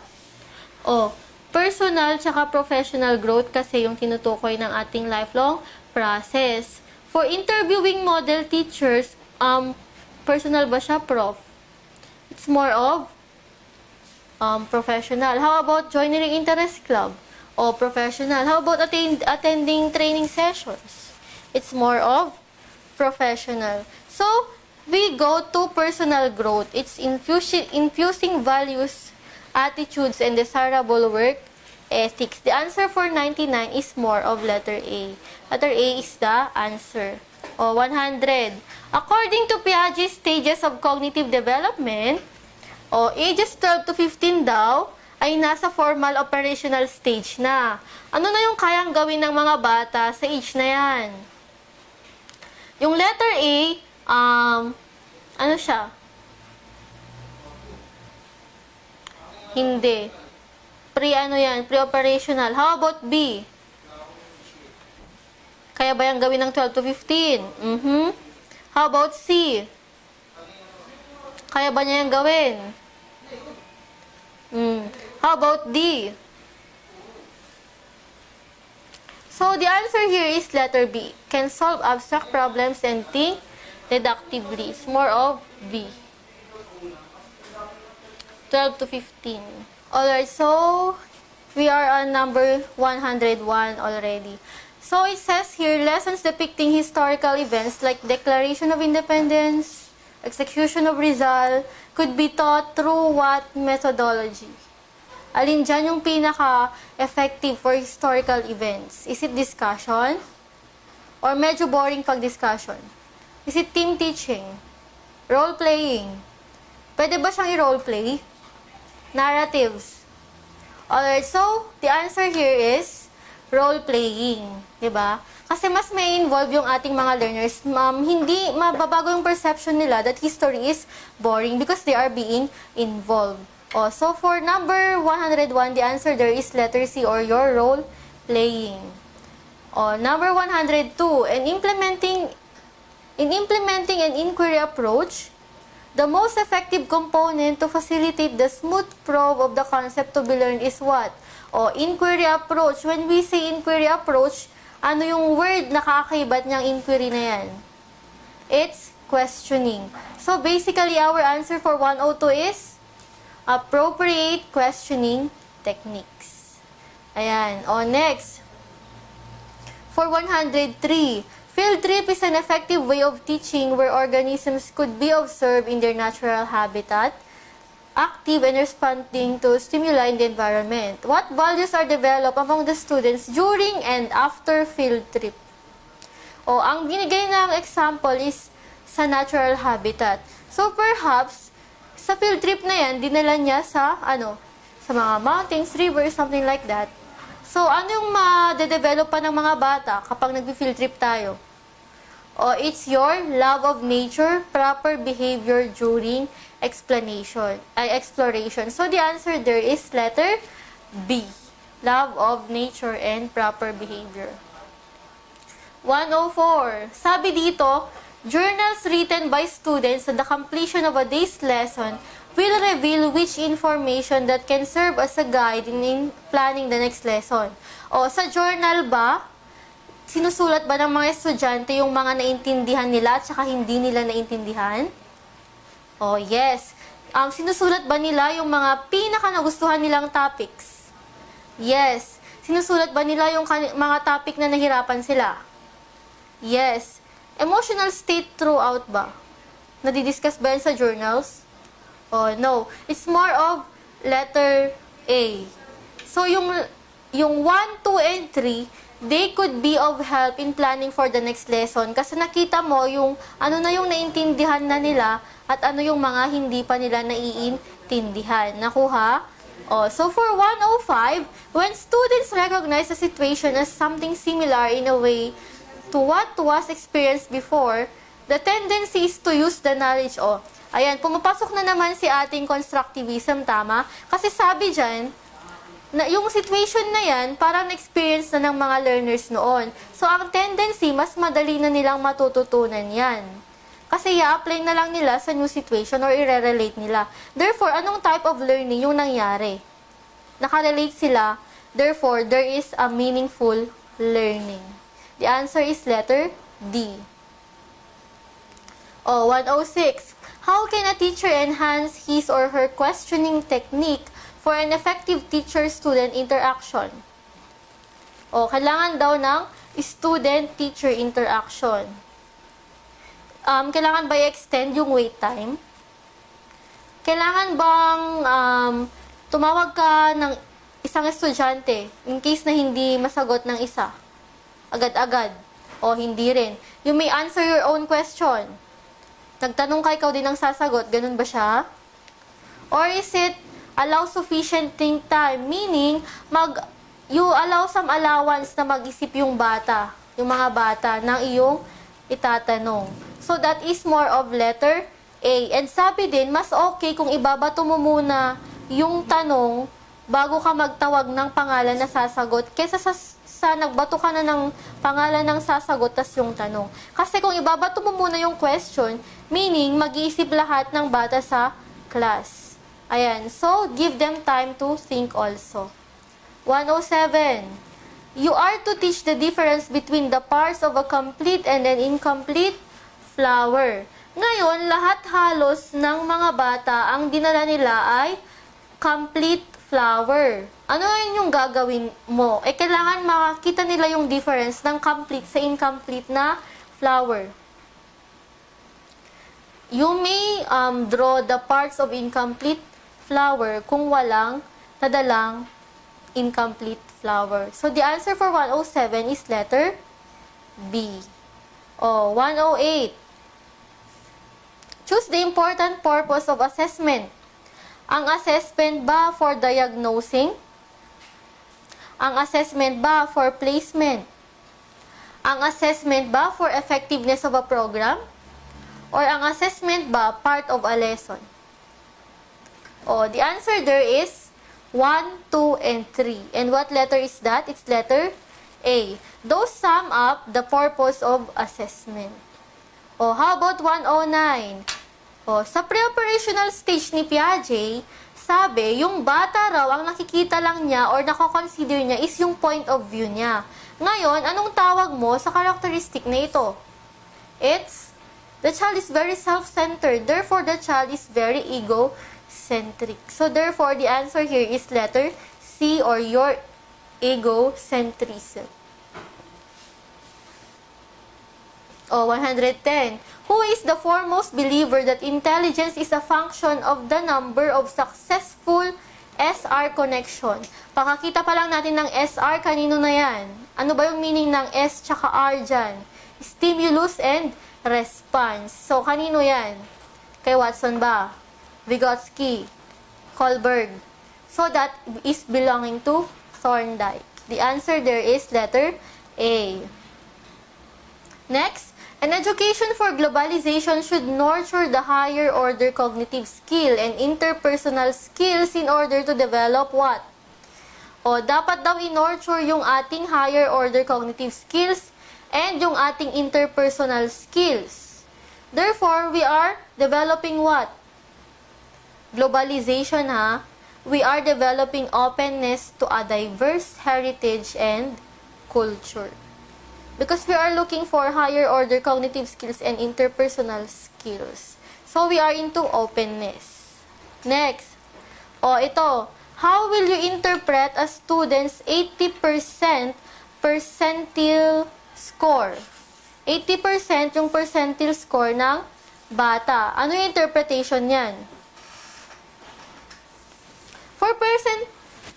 Para dyan, percentiles, ang tatandaan lang is percentage of the students in the norm group surpassed at each raw score in the distribution. So, ibig sabihin, kapag 80% siya, yung bata, higher than 80% of the members of the group. Ang tatandaan lang kapag percentile rank, mga ganyang bagay is Kung halimbawa ano yung nabigay na percentage, 30%, meaning, na-surpass ng bata yung 30% of the group. Ganyan lang yung tatandaan mo dyan para hindi malito. So, the answer for 112 is letter A. Next, in planning a lesson, after establishing your objectives in the cognitive domain, the next thing you do is what? You have already established your objectives.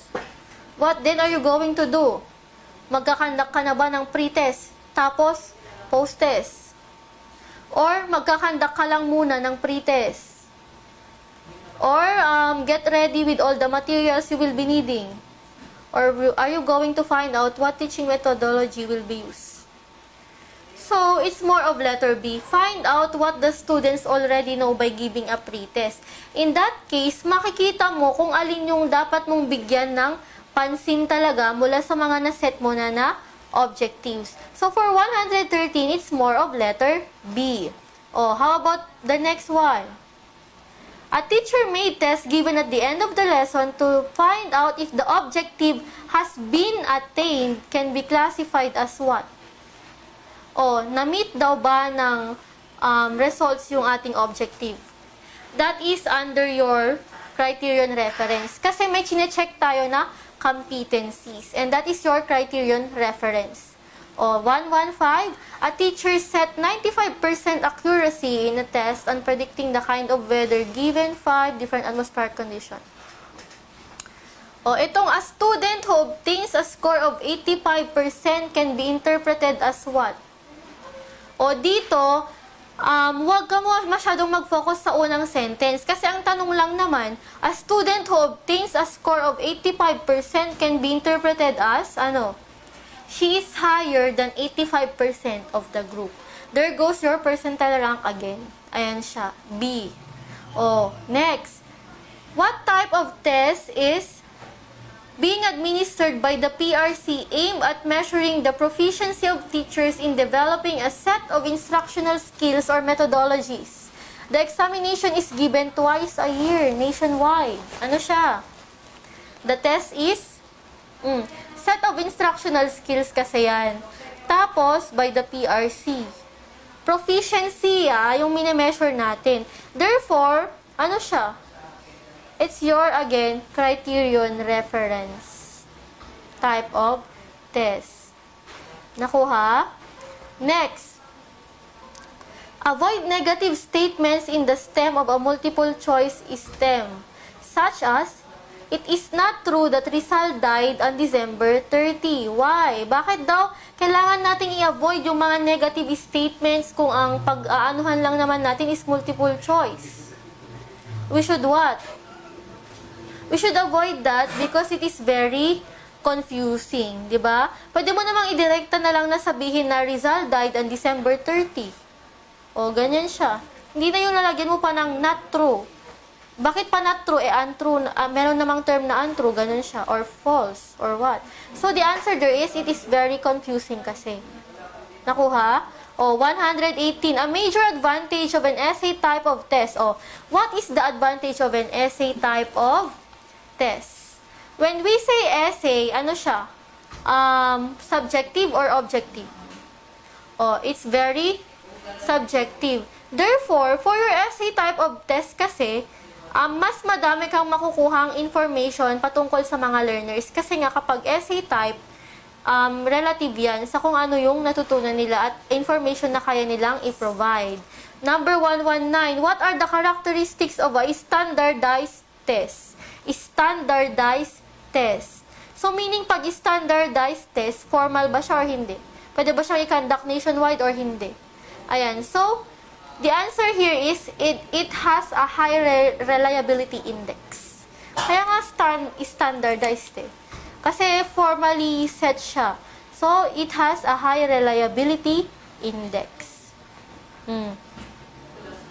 Next, meron tayong isang college administrator at gusto niya mag-conduct ng entrance exam para ma-identify yung future outcome ng ating mga graduates. Kung sino yung gagraduate at sino yung mga mag-drop out. So, ang test na ito is ano? Anong type of validity ang ating mine-measure? Di ba? Meron daw siyang entrance exam para makita yung future outcomes.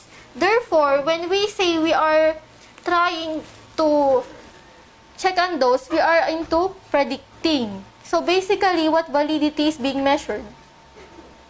It's your predictive validity.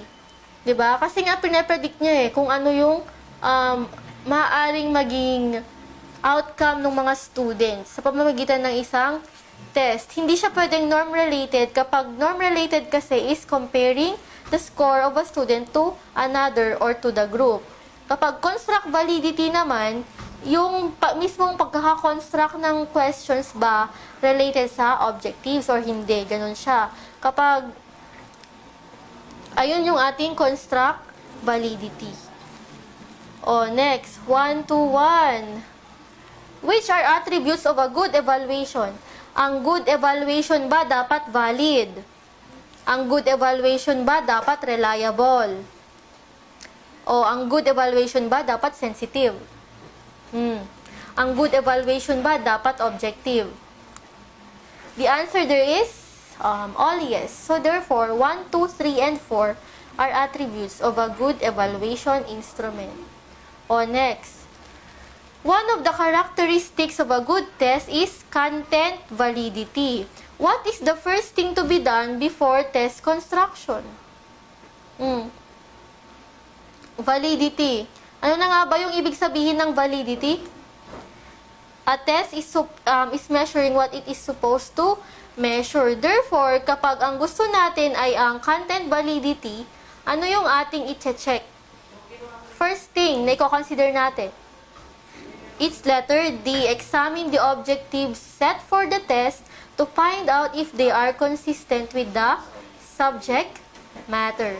So, it's letter D. Kasi yung objectives, kailangan mag-reflect that it is valid in content. O, next, how can a teacher establish the reliability of a test? Reliability tayo, ha? Ano na nga ulit yung reliability? When a test is very reliable, meaning there is consistency in test scores. So, with that, is it reliable? Are we testing the reliability if we are repeating the same test? Yes. Are we testing the reliability if we are administering a parallel test? Yes. How about if we are splitting the test? How about if we vary the number of items? Yung number 4, hindi na siya testing the reliability of a test. Kasi binary mo na yung number of items. Paano mo pa makikita yung consistency with test scores? Diba? Also, the answer there for 123 is letter A. Nakuha ba? O, 1, 2, 4. Which is the most reliable and easily used attitudinal instrument for measuring the most positive and favorable, the most negative and favorable views about.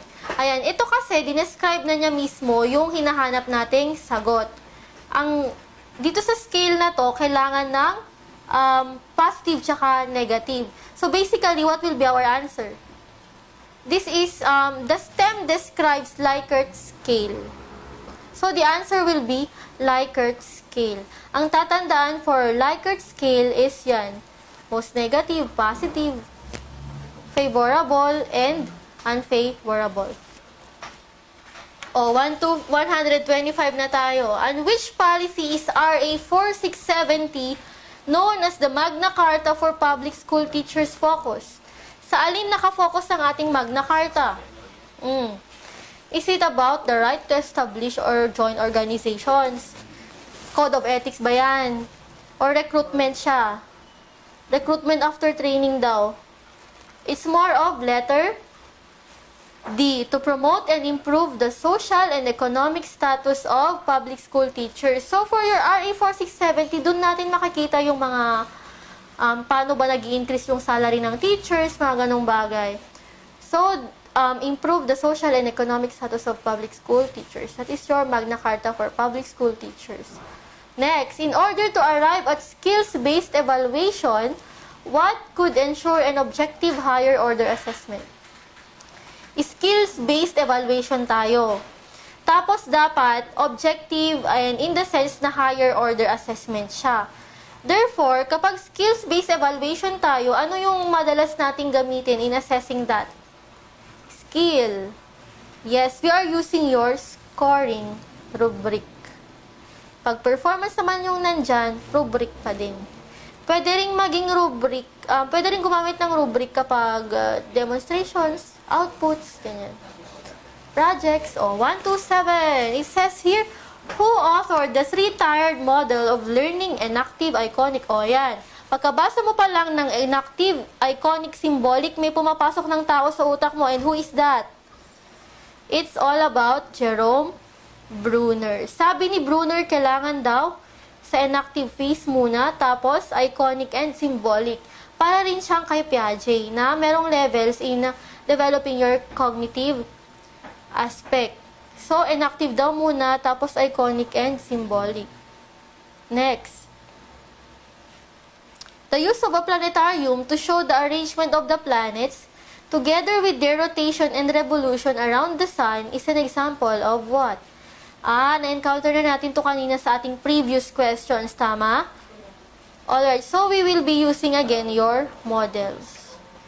129. Sabi, gusto nating ipakita yung pagtaas ng temperature mula January to March.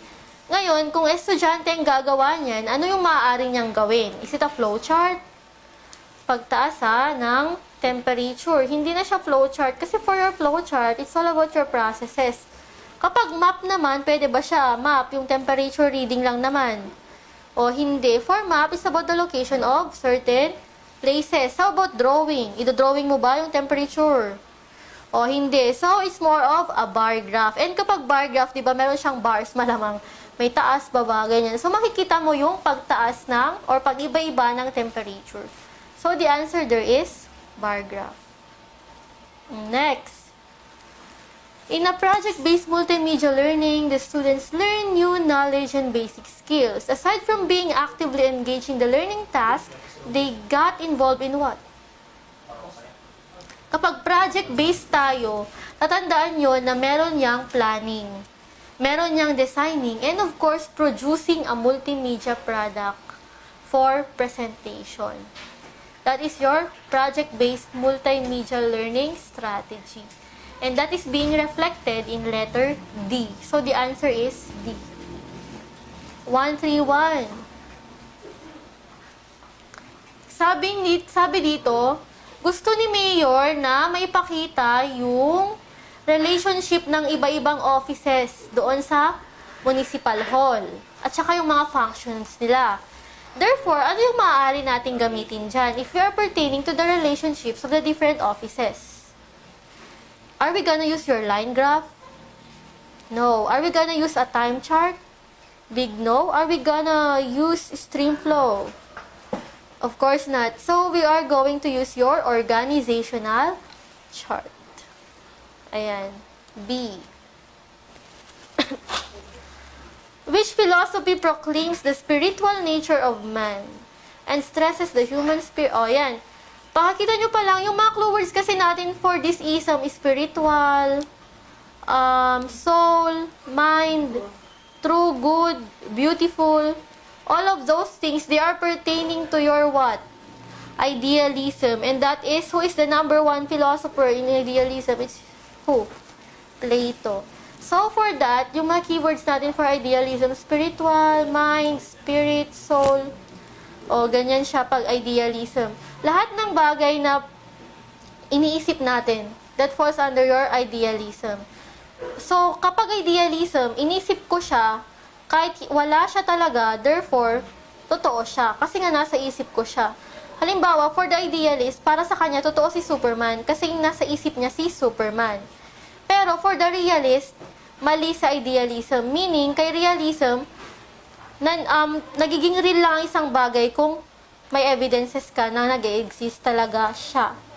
Ayan. So, for essentialism naman, alam na, back to basics, perennialism, my forever, universal truths, absolute truths, yan siya. Next. Which story states that significant skills, knowledge, and attitudes in making one's adjustment? Subject matter ang binavalue ng ism na to. Significant skills pa. Habituation pa. Discipline, hindi siya freedom. Ano siya? Therefore, this ism is under your essentialism. Kasi nga subject matter, significant skills, disciplines. Therefore, we are talking about essentialism. Yung iba na ulit-ulit na ulit. 1, 3, 4, it says here. Yung quoted line. All learning should center on the child's interests and needs. Dapat learner-centered daw. The school should be a pleasant place for learning. Its emphasis is on the child as the learner and not on the subject matter. Tanda na? So therefore, this is not a philosophy of the perennialist. This is not, is this a philosophy of the pragmatist? O sabi dyan, interest and needs. So it's more of your progressivism. Kasi sabi dyan, not on subject matter yung focus, dapat daw sa experience. Dapat daw sa mga activities. So, when we are in your progressivism, we are teaching the child to cope with change. Kaya nga sabi dyan, the focus should be on the child, interests and needs. Therefore, we are in the philosophy of progressivism. Next, it says here, he is known for his philosophy of pragmatism and the Darwin's story. Sabi niya, children are socially active humans. And they also want to explore the environment. Tapos, siya din yung nag-propose ng democratic education. Therefore, sino siya? Democratic education. Going back to the historical foundation of the curriculum, makikita natin na si John Dewey ang nag-propose ng ating democratic education that led us to the creation of your public schools. Therefore, kapag nakita na yan, na pragmatism siya, tapos sabi niya, ang mga bata, socially active humans, tapos democratic education, automatically na si John Dewey. Nakuha. 136.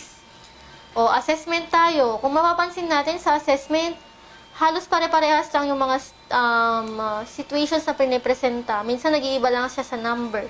Sabi dito, a negative discrimination index means what? Ano siya? Negative discrimination index. Ganito siya, ang natandaan lang sa ating discrimination index. Kapag, zero discrimination, equal yung nakakuha ng item na yan sa lower group tsaka upper group. So, LG equals UG, zero discrimination. But if we have this case, LG is greater than UG, that is negative discrimination. Kasi mas madami na yung nakakuha sa lower group kesa sa upper group. That is negative. Kapag lower group ang mas madami ang nakakuha, negative. Negative. Kapag naman upper group is greater than the lower group or UG is greater than LG, mas madami ang nakakuha sa upper group ng tamang sagot kesa sa lower group, that is positive. Basta kapag mas madaming nakakuha sa upper group ng tamang sagot kesa sa mga lower group, that is positive discrimination index. Therefore, sa 136, what will be our answer? Letter A. More from the lower group answers the test items correctly. Ayan. Next, 137, it says here, which groups of scores is most varied? When we say varied, ano siya? Masyadong, iba-iba. So, the higher the SD, the more varied the test scores are. So, we have here, alin dyan ba yung pinakamataas ang SD? Matik na yun ang sagot. So, it's letter A or yung 0.90 standard deviation. For SD kasi, it's on, standard deviation is for measuring the variability of test scores. So, for 137, it's A. Kapag nag-1 yan, edi mas varied pa yan, yung test scores nila. O, 138. There goes again your percentile rank. And what's the answer? 72 daw. Therefore, the student's score is higher than 72% of all the students who took the test. O, 139. Mean. Ano nga ulit yung gagawin kapag mean? Average. So, i-add mo lahat yan. Anong sagot nyo? 30 plus 31, 25, 28, 29. O, anong sagot? Pag in-add mo lahat, ilan yung mga pinag-add mo? I-divide mo siya doon sa result. Your answer will be, you will get a mean of 29.55. Ganun lang siya sa mean. Next, what is the median of the following scores? 45, 42. O, ilista mo siya. Mula pinakamababa hanggang mataas. Ilista nga. O, ngayong nakalista na siya, bilangin mo kung ilan siya. Did you get an odd number or an even number? May scores ba na parehas? Meron ba? Ayan. So, tignan yung pinakagitna. Ano yung score na nasa pinakagitna? That will be your answer kapag add. Pero kapag nakita mo na parehas naman na sila nung next, yun na din yung sagot. Ngayon naman, kapag even siya, halimbawa, yung given na number ay 2. Ano yung median nun? Pag-addin mo, tapos i-divide mo into 2. Ganon siya. Or kapag halimbawa 4, pag-addin mo yung third and fourth number and divide it into 2, that will be your median. So for 140, our answer will be median. Oh, next, 141. If the computed range is low, this means what? Yung range daw nila is mababa. Ibig sabihin, ano siya? Masyado bang malaki yung agwat nila kapag low yung range? Kapag low yung range, yung difference between the highest and the lowest score is also low. No? So, meaning, kapag yung range natin is low, dikit lang yung scores. Kapag high na yung range niya, masyado na siyang malaki yung agwat ng mga test scores. So, for 141, what then would be our answers if we found out that the range is low? Very good. The difference between the highest and the lowest score is low. O, difficulty index naman tayo. Iba kanina yung discrimination index sa difficulty index. The difficulty index of a test item is 1. This means that the test is what? Yung difficulty index daw niya 1. Ayan, ang tatandaan naman for your difficulty index, the higher, the easier, or the more difficult it is. O, kapag 1 yung difficulty index niya, ibig sabihin, masyadong madali yung test. So, or yung item. So, for 142, the answer would be letter C. O, next, 143. O, tignan natin. Sabi dyan, ang difficulty index niya ay 0.51. Ang discriminating index niya ay 0.25. Ano ngayon dapat ang gawin ni teacher? Ang pinaka-middle ground or parang pwede mong i-retain na items is kapag ang difficulty index niya ay nasa 50. At ang discriminating index niya ay positive. Pero positive in the sense na yun nga, yung half of those who got the items correctly are belonging to the upper group. Kapag ganun ang nangyari between your difficulty index and your discriminating index, you could retain that item. Pero dito, sakto lang yung difficulty index. Kaso, nagka-problema siya sa discriminating index.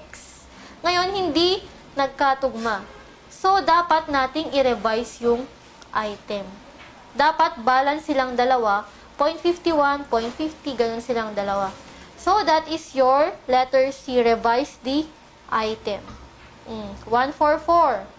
How many percent of the cases fall between 1 and negative 1 and positive 1 SD units from the mean? How many percent of the cases fall? Nasa 68% siya. No? Units from the mean. Around 68%. Yan lang yung talandaan kapag how many cases fall between negative 1 tsaka positive 1 SD units. It's 68%. O, 145. Sabi dito, visualizing the cone which represents the theory.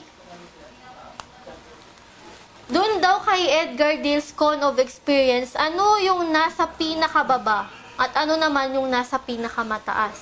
No. So, hanap tayo. Ano yung nasa pinakababa niya? Ano?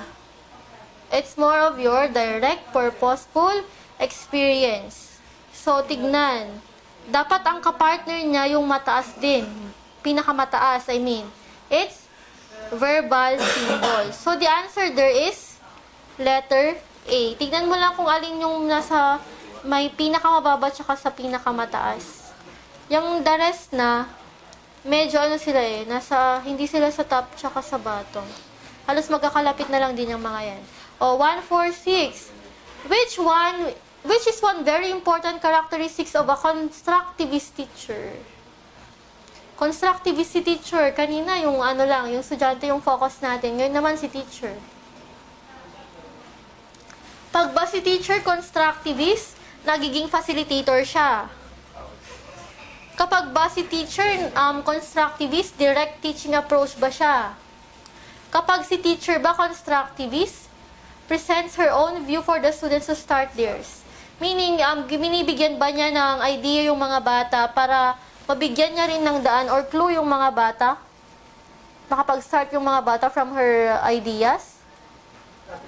Or is she emphasizing that knowledge exists in social context? It's more of letter C. Ayan. Constructivist eh. Para at least makabuo ng meaning yung mga bata mula dun sa present ni teacher. Gaya nga nang sabi natin kanina, it's about constructing meaning out of your experience or out of the presented information. So, project na naman itong isa. Constructing a project at the end of a unit is used as an assessment strategy. Which is the advantage? Constructing a project. Is it showing innovation? It could be. Pero sa assessment strategy tayo eh. So, parents will be able to do it for their children.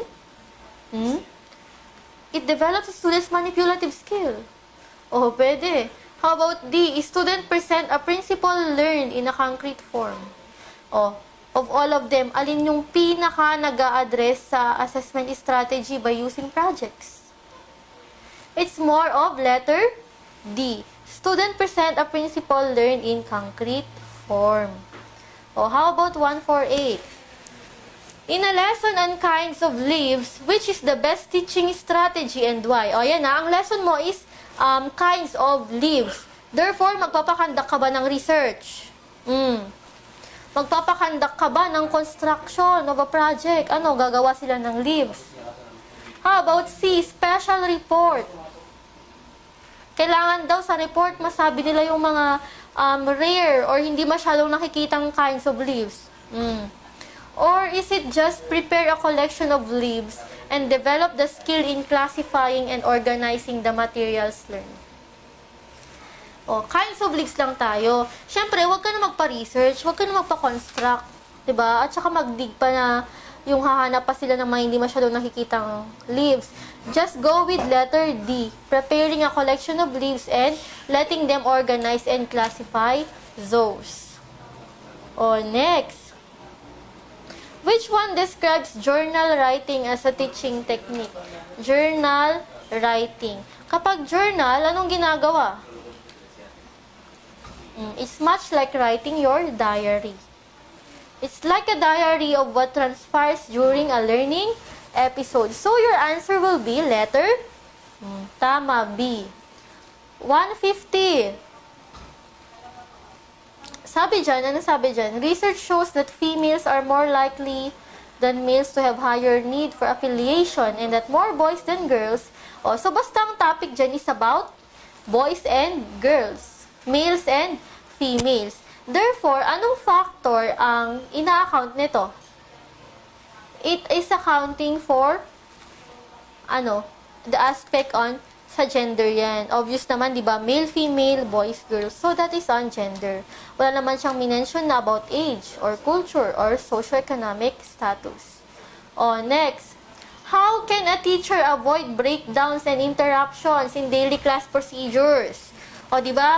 Madalas nating madalas tayong makakita or may chance na makakita tayo ng mga bata na nag-start na yung klase pero labas ng labas sa kanilang classroom, magtatasa, mag-CCR, ganito, ganyan. Ano yung mga dapat gawin ni teacher para medyo ma-avoidan yung mga ganong interruptions during class? Assign a leader to assist everyone. Everyone, kaya bang i-assist siya ng iisa? Punish the misbehaving student. Paano kung madami sila? Eh di puro pagpapunish na lang ang gagawin sa klase. Allow the students to make their own regulations. O paano kung grupo-grupo sila, kada grupo merong regulations? E di mas magiging jungle bites yung ating klase. Look at letter B, establish routine for daily task. Ano yung advantage ng routine? Kapag kasi routine, na-establish mo yung mga bata, yung routine mo everyday, medyo ma-avoid natin yung interruptions. Bakit? Kasi alam nila na ganito lang yung oras na pwede silang mag-recess, na pwede silang magtasa ng lapis.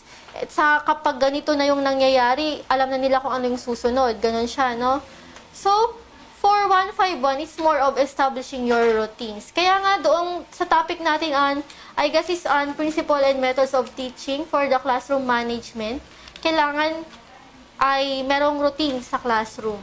Ayan siya. Para maging, yung manageable din yung klase. O, next. Cite some teachers' personal attributes that could prevent common classroom discipline problems. O, for addressing discipline problems, ano yung dapat na meron si teacher? Para hindi na rin masyadong lumaki pa yung problema dyan. The teacher should be, since it's all about discipline problems, the teacher should be patient and compassionate. Ayan. Yan yung sagot, B. Next. Which is an advantage and a disadvantage of using real objects in teaching? Hahanap tayo ng advantage at disadvantage. Sabi sa A, real objects are easily available. Is that true? Hindi. Some real objects are potential hazards. Tama naman yan. So, both presented hindi kasi hindi feasible yung sinabi sa unang statement ng A. Therefore, hindi yan ang sagot. How about B? Real objects can be observed thoroughly. True. Some are expensive. True again. And that is advantage and disadvantage. So, for B, it is reflecting the STEM. How about C? Students are interested with real objects and may get destroyed easily. Students are interested with real objects. True. May get destroyed easily. It may be, but not always. So, C reflected that, but, mas matimbang si B. How about, can fit real objects to the lesson? Children forget to bring the right kind. Anong connect ng children forget to bring the right kind? So, we will be taking letter B. Siya talaga yung nagre-reflect doon sa STEM natin in number 153. Next, 154. Disabled students are now better addressed as, ayan, di ba medyo pangit kasi sa pandinig kapag nasabihin natin special child, disabled students. Now we have this better address for them. And that is with exceptionalities. Di ba, with exceptionalities. Kapag ikaw yung sinabihan niya, you will feel like a normal being, di ba? Next, 155. Who are the school-based stakeholders? Is a bonus question. School-based stakeholders. So basically, saan natin sila nakikita? Sa school. At sino sila? Very good. Your teachers and your students. 156. In evaluating a curriculum, which is the most valid criterion to observe? Valid criterion at ang ating ine-evaluate is your curriculum. So, alin dyan? Methods ba? No. Available resources ba? Hindi masyado. Activities ba? Pwede. Consistency with objectives. That is the major criterion to be observed when evaluating your curriculum. Consistency with objectives. And kung maaalala natin, lesson planning man yan, assessment of learning man yan, assessment of or evaluation of the curriculum man yan, we should go back to your G's and your O's or your goals and objectives. Your outcomes, performances, your outputs, they should reflect the objectives. The answer there is letter D. 157. How can a teacher develop the value of timeliness, such as punctuality and maximal utilization of time?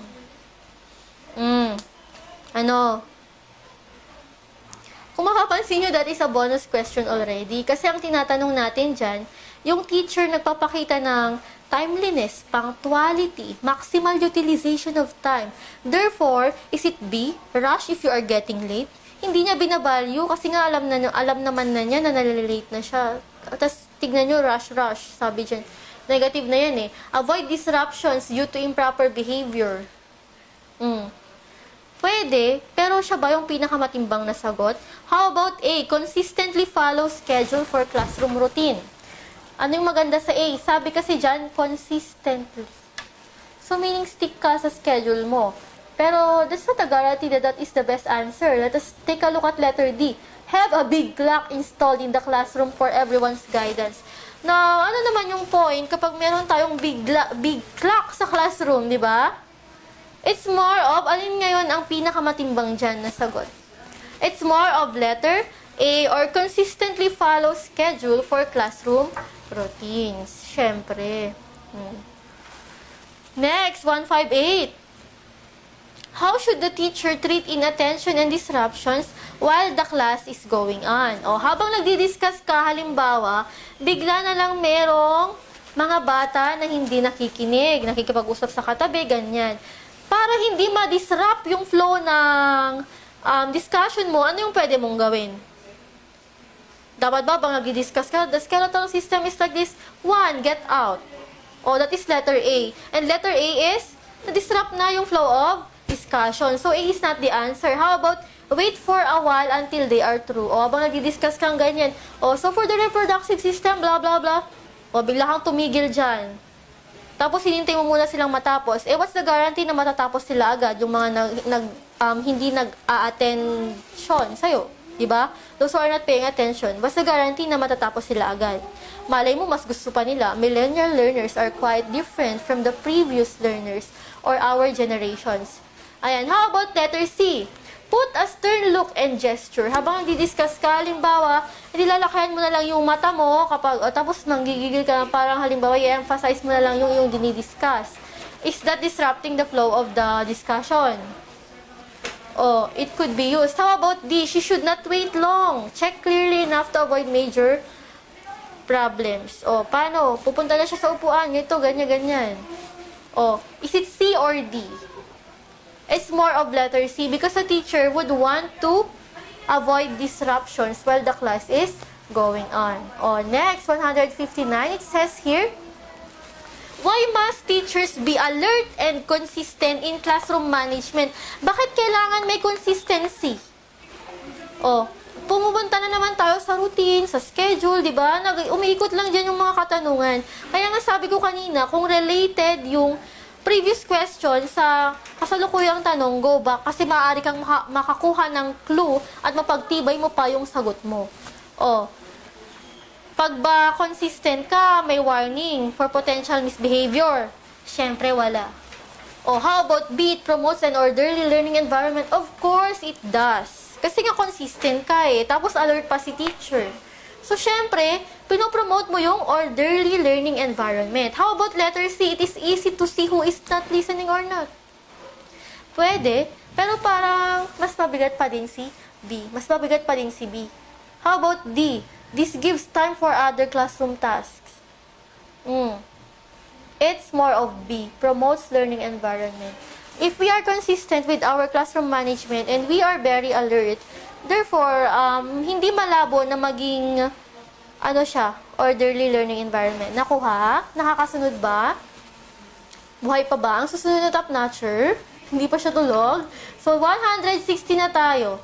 Why should the chairs tables, and other physical features be arranged for flexible seating. Bakit? Bakit kailangang i-arrange yung chairs, tables, tsaka iba pang mga kagamitan sa classroom natin? Para ba ma-promote yung nasa sinasabi ng B, allow borrowing? Hindi. Is it to enable students to move around? Kaya mo nga finifix, di ba? Para hindi. Is it to allow easy exchange of seats when needed? Bakit? Magkakaroon ba tayo ng trip to Jerusalem? Hindi naman. So, for 160, it's more of bakit kailangan flexible yung ating seating arrangement?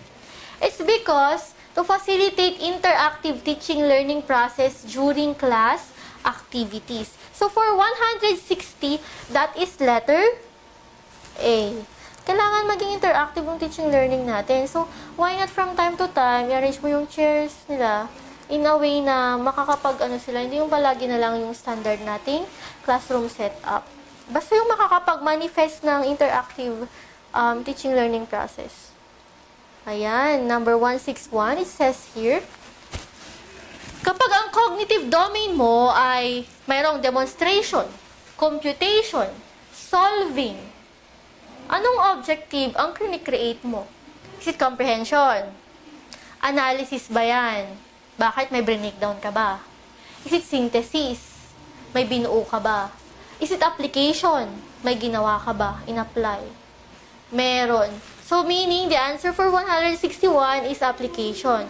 All those three verbs are pertaining to application. Next, 162. For 162, it says, a teacher asked, if we raise the temperature to 100 degrees Celsius, what will happen?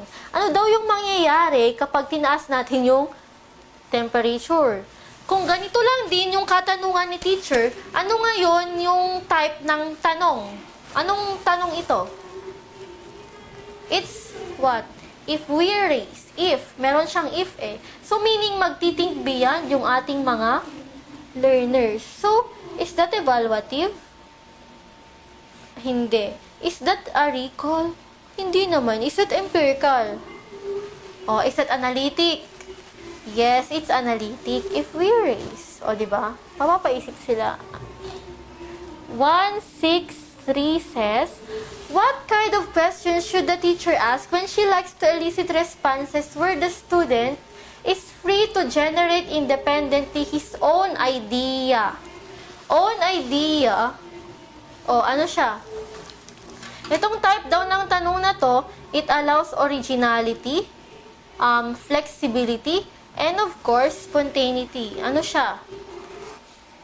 Elicit responses. Yan kasi yung gustong gawin ni teacher. So, what is that? Is it under your cognitive? Is it convergent? Divergent ba yan? O analytic ba siya? Ano siya? It's more of originality tayo tsaka flexibility. Ano siya? It's divergent. Kasi originality, flexibility, spontaneity, meaning we are into open-ended questions. These questions needs further explanations, further talking of the students. Next, 164, very easy question. Which type of curriculum promotes a high-level cooperative interaction and meaningful immediate use of learning? Highly cooperative yung ating instruction. So, therefore, it's not subject-centered. Kasi pag subject-centered na yan, very traditional na yan. It's not, may society-centered ba tayo? Wala rin, hindi din. Kasi kung halimbawa, meron mang society-centered sa curriculum, ay na, type of curriculum, di meaning problem-based dapat yan. How about culture-centered? It doesn't talk about traditions. So, how about learner-centered? So, A na ba yung sagot? Sure kayo? Tama. 165. Which type of curriculum assesses integration of learning by systematic correlation of subject matter around themes? Around themes. So, alam na ninyo kung ano. It's your core design. Siyempre, nagre-revolve siya sa isang tema. Kapag few subjects naman, isang subject plus isang subject, mo sila, makagawa ka ng panibagong subject. Correlated subjects naman, yung isang concept sa isang subject, gagamitin mo sa isang subject. Halimbawa, we have your mathematical concepts, gagamitin mo siya sa physics at chemistry. Pero alam mo pa din na that physics and chemistry are still sciences. So meaning, kukuha ka lang ng concept, gagamitin mo sa kabila para pero magre-retain yung identity ng mga subject na yun. So that is correlated. Broad fields naman, it requires longer time. Ano pa? Siyempre, broader fields nag-combine. Ganun siya. Halimbawa sa ating yung ating arts, ilalagay natin sa SOCSTAD, i-add natin dyan, mga concepts dyan. That is your broad field. So, therefore, the answer here is, thematic kasi siya, so it's core. 166. Anong sabi sa 166? Si Peter, kinikiss niya yung kamay ng kanyang mother kapag dumating sa bahay at kapag pauwi na siya. His younger son learned to do the same when he left to US for study. So bale, ginaya din siya ng kanyang, son. Meaning, saan kapamilya niya ito? So meaning, natutunan niya ito within his culture. Therefore, it goes or it falls under your, very good, it's your enculturation inside. 167 says, the provision of academic freedom is applicable for teachers in its colleges and universities. How about 168? The regular progression of Filipino teachers' salary from minimum to... yan. Ito, nakapalob ito sa ating RA 4670 or your Magna Carta for Public School Teachers. Na ang regular increment ay nag-i-increase regular increment of every 3 years. Yan yung progression ng sahod ng mga teachers. 3 years yung nakalagay doon. Yan siya. Next. No person shall practice the teaching profession in the Philippines without having previously obtained parang naulit na din yung thought ng tanong na to sa previous nating mga discussions. Hindi ka pwedeng makapag-teach kung wala kang valid certificate of registration and, of course, valid license. Kaya kung mapapansin nyo, halos lahat ng teachers gusto talagang magka-license kasi nga, yun nga talaga yung nasa batas natin. Ayan. So, kayo ba gusto na magkaroon ng valid certificate of registration? Valid license? Ngayon na or next time? Siyempre, dapat ngayon na, no? Number 170 says, Section 24 of RA 4670 provides that teachers are... Sabi daw sa Section 24 ng RA 4670, ang ating mga teachers ay pwede nang magkaroon ng study leave not exceeding 1 year kung ilang taon na sila sa service. Ang nakalagay doon kung meron na silang 7 years in service. Therefore, the answer here is letter A. Next, which are the basic dimensions of the teaching profession? Bonus question. The answer is, syempre, knowledge, social, ethical, and professional. Tatandaan KSEP. Knowledge, social, ethical, and professional. Next, 172. The environment in order to facilitate learning must be interactive. Dapat daw interactive yung ating environment. Which of the following best typifies this kind of environment? So let's search for the interactive environment. Child listens to a lecture. Interactive ba yan? Hindi. Child summarizes the section. Hindi rin yan interactive. Child copies a list. Interactive ba yan? Hindi rin. The child goes out and discovers for himself some rocks or fossils. Is that interactive? Yes, because the child is going out in the environment. So, involve yung bata doon. Tapos ano pa? You made him discover things around him. Next, social development means that the acquisition of the ability to behave in accordance with what? Di ba? May social development na nga dyan. Syempre expected, nang isasagot nyo ay social expectation. Sabi nga dyan, acquisition of ability to behave in accordance with is your social expectation, of course. Next, 174. When an adolescent combines ability to use deductive and inductive reasoning in constructing realistic rules that he can respect and live by, how does he perceive his environment? Ano na? Pag ba ganyan, yung own perspective pa lang din niya, yung kanyang nakikita? Hindi. Pag ba ganyan, limited na yung kanyang view? Hindi. Pag ba ganyan, he does events apart from himself and other people? Hindi. Pag ba ganyan, he does the world and himself through the eyes of other people? It's more of letter D, kapag ganyan na yung ng adolescent. Next, the authoritarian setting in the Filipino home is reinforced by a classroom teacher who, pag sinabi nating authoritarian, is that negative or positive? That's negative. So, hanap tayo dyan. It's letter B. Prescribe what pupils should do. Kapag authoritarian setting, yung ating family, yung parents, yung mga strict na dapat ganito ka, dapat ganyan ka. Ganyan. So, for authoritarian, meron siyang N, no? Tatandaan nyo na negative yung connotation niyan. Kapag naman authoritative, yung present, VE, yung nasa hulihan, di ba? Very good. So, kapag kasi authoritative, may guidance yung parents, pero ina-explain nila sa bata kung bakit. Kaya, mas okay yung authoritative kesa sa authoritarian. Ganyan siya. Next, 176. Who among the following believes that learning requires discipline, attention, regular homework, respect for legitimate authority? Ano siya? Progressivist ba yan? Reconstructionist ba yan? Perennialist? Yes, it's your essentialism. Respect for legitimate authority, discipline, attention, homework. Essentialist lahat yan. Papansin nyo sa essentialist is basic, traditional. Next, 177.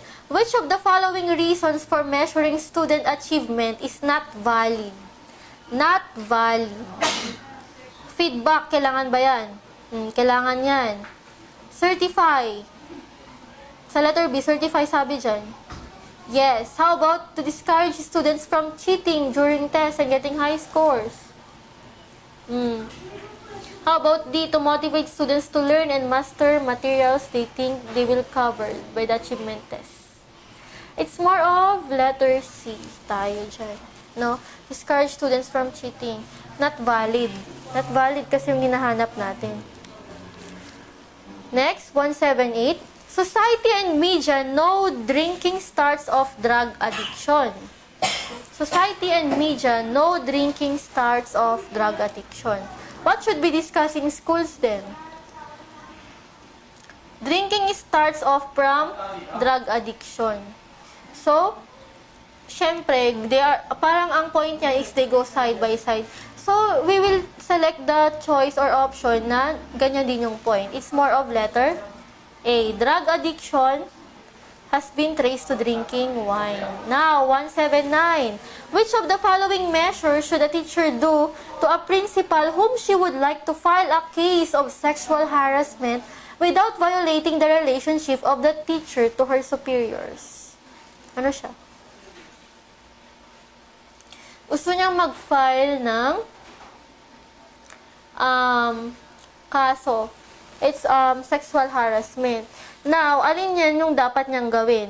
Are we allowing, or sa ating Code of Ethics, ina-allow ba yung write an anonymous letter to a higher school official to denounce the superior? O hindi siya dapat anonymous? How about call a parent-teacher meeting? Ano namang kinalaman ng ating parents? Diba? Ano yan? Impeachment? Impeach si principal? How about D? Encourage the teachers and students to hold a demonstration to oust the superior. O, dinamay mo pa yung mga estudyante, edi mas lalo kang machichismis niyan, di ba? How about A? Present the case before competent authority and prepare to prove the charge. Kung talagang totoo yung sinasabi mo, edi you should abide by the rules na dapat i-present mo yung case sa competent authority given na meron kang mga evidences. Siyempre, kung may evidence ka na, you are ready to prove the charge. So, it's more of letter A. For 180, it says here, duty of a new teacher O parang yung question din kanina doon sa previous, yung expected of a new graduate. O take a long vacation daw. Pwede ba yan? Hindi. Apply for teaching job where eligibility is not required. Di ba nga, dapat license ka? How about prepare for the wedding? Wedding agad. Kabago-bago. How about take the licensure examination for teacher and NO to do her best to help carry out the policies of the state? That is the best answer. And kung titignan natin, siya lang yung may sense sa mga options. The answer is D. 181. It says here, in the formulation of classroom regulations, which of the following should a teacher refrain from doing? Ano yung mga hindi dapat gawin ni teacher? Classroom regulation should be clear. Siyempre, dapat. Enlist student aid in the formulation of classroom regulation. Pwede. Kuha ka ng mga estudyante na makakatulong sa'yo. How about enforce classroom regulations consistently and fairly? Of course, that should be done. How about D? The teacher and the class should make as many regulations as possible. Ay, grabe. Paano na lang kapag super dami na yan? Di magkakanda, lito-lituhan na kayo. Baka may ayaw paawat. Baka anytime magpabigay ng rules and regulations. So, that is letter D. Yan yung dapat hindi gawin. Meron din syempre limit. Your favorite informative multimedia news platform, Cbrc News Live, is now on YouTube. Cbrc News Live. Cbrc News Live. Cbrc News Live. Cbrc News Live. CBRC News Live is now on YouTube. Click here. Click here. Click here. Click here. Click here to subscribe.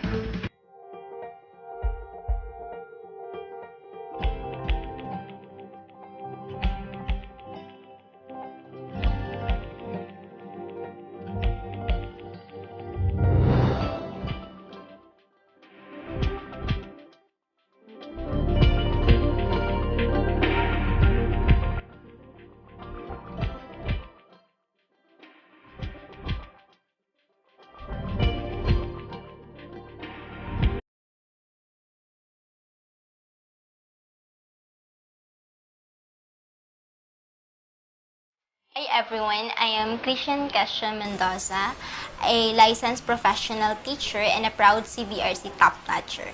And I am going to rationalize the summative examination for professional education. So, let us begin with number 1.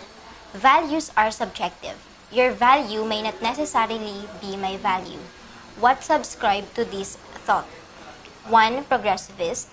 2. Pragmatist. 3. Essentialist. Let us discuss first the progressivist. Progressivism is a student-centered philosophy which allows the children or the students to have their own beliefs. Second, the pragmatism is a student-centered philosophy as well that changes or shifts according to the needs of the learners. On the other hand, essentialism is a teacher-centered philosophy which believes that there is a set of skills or knowledge that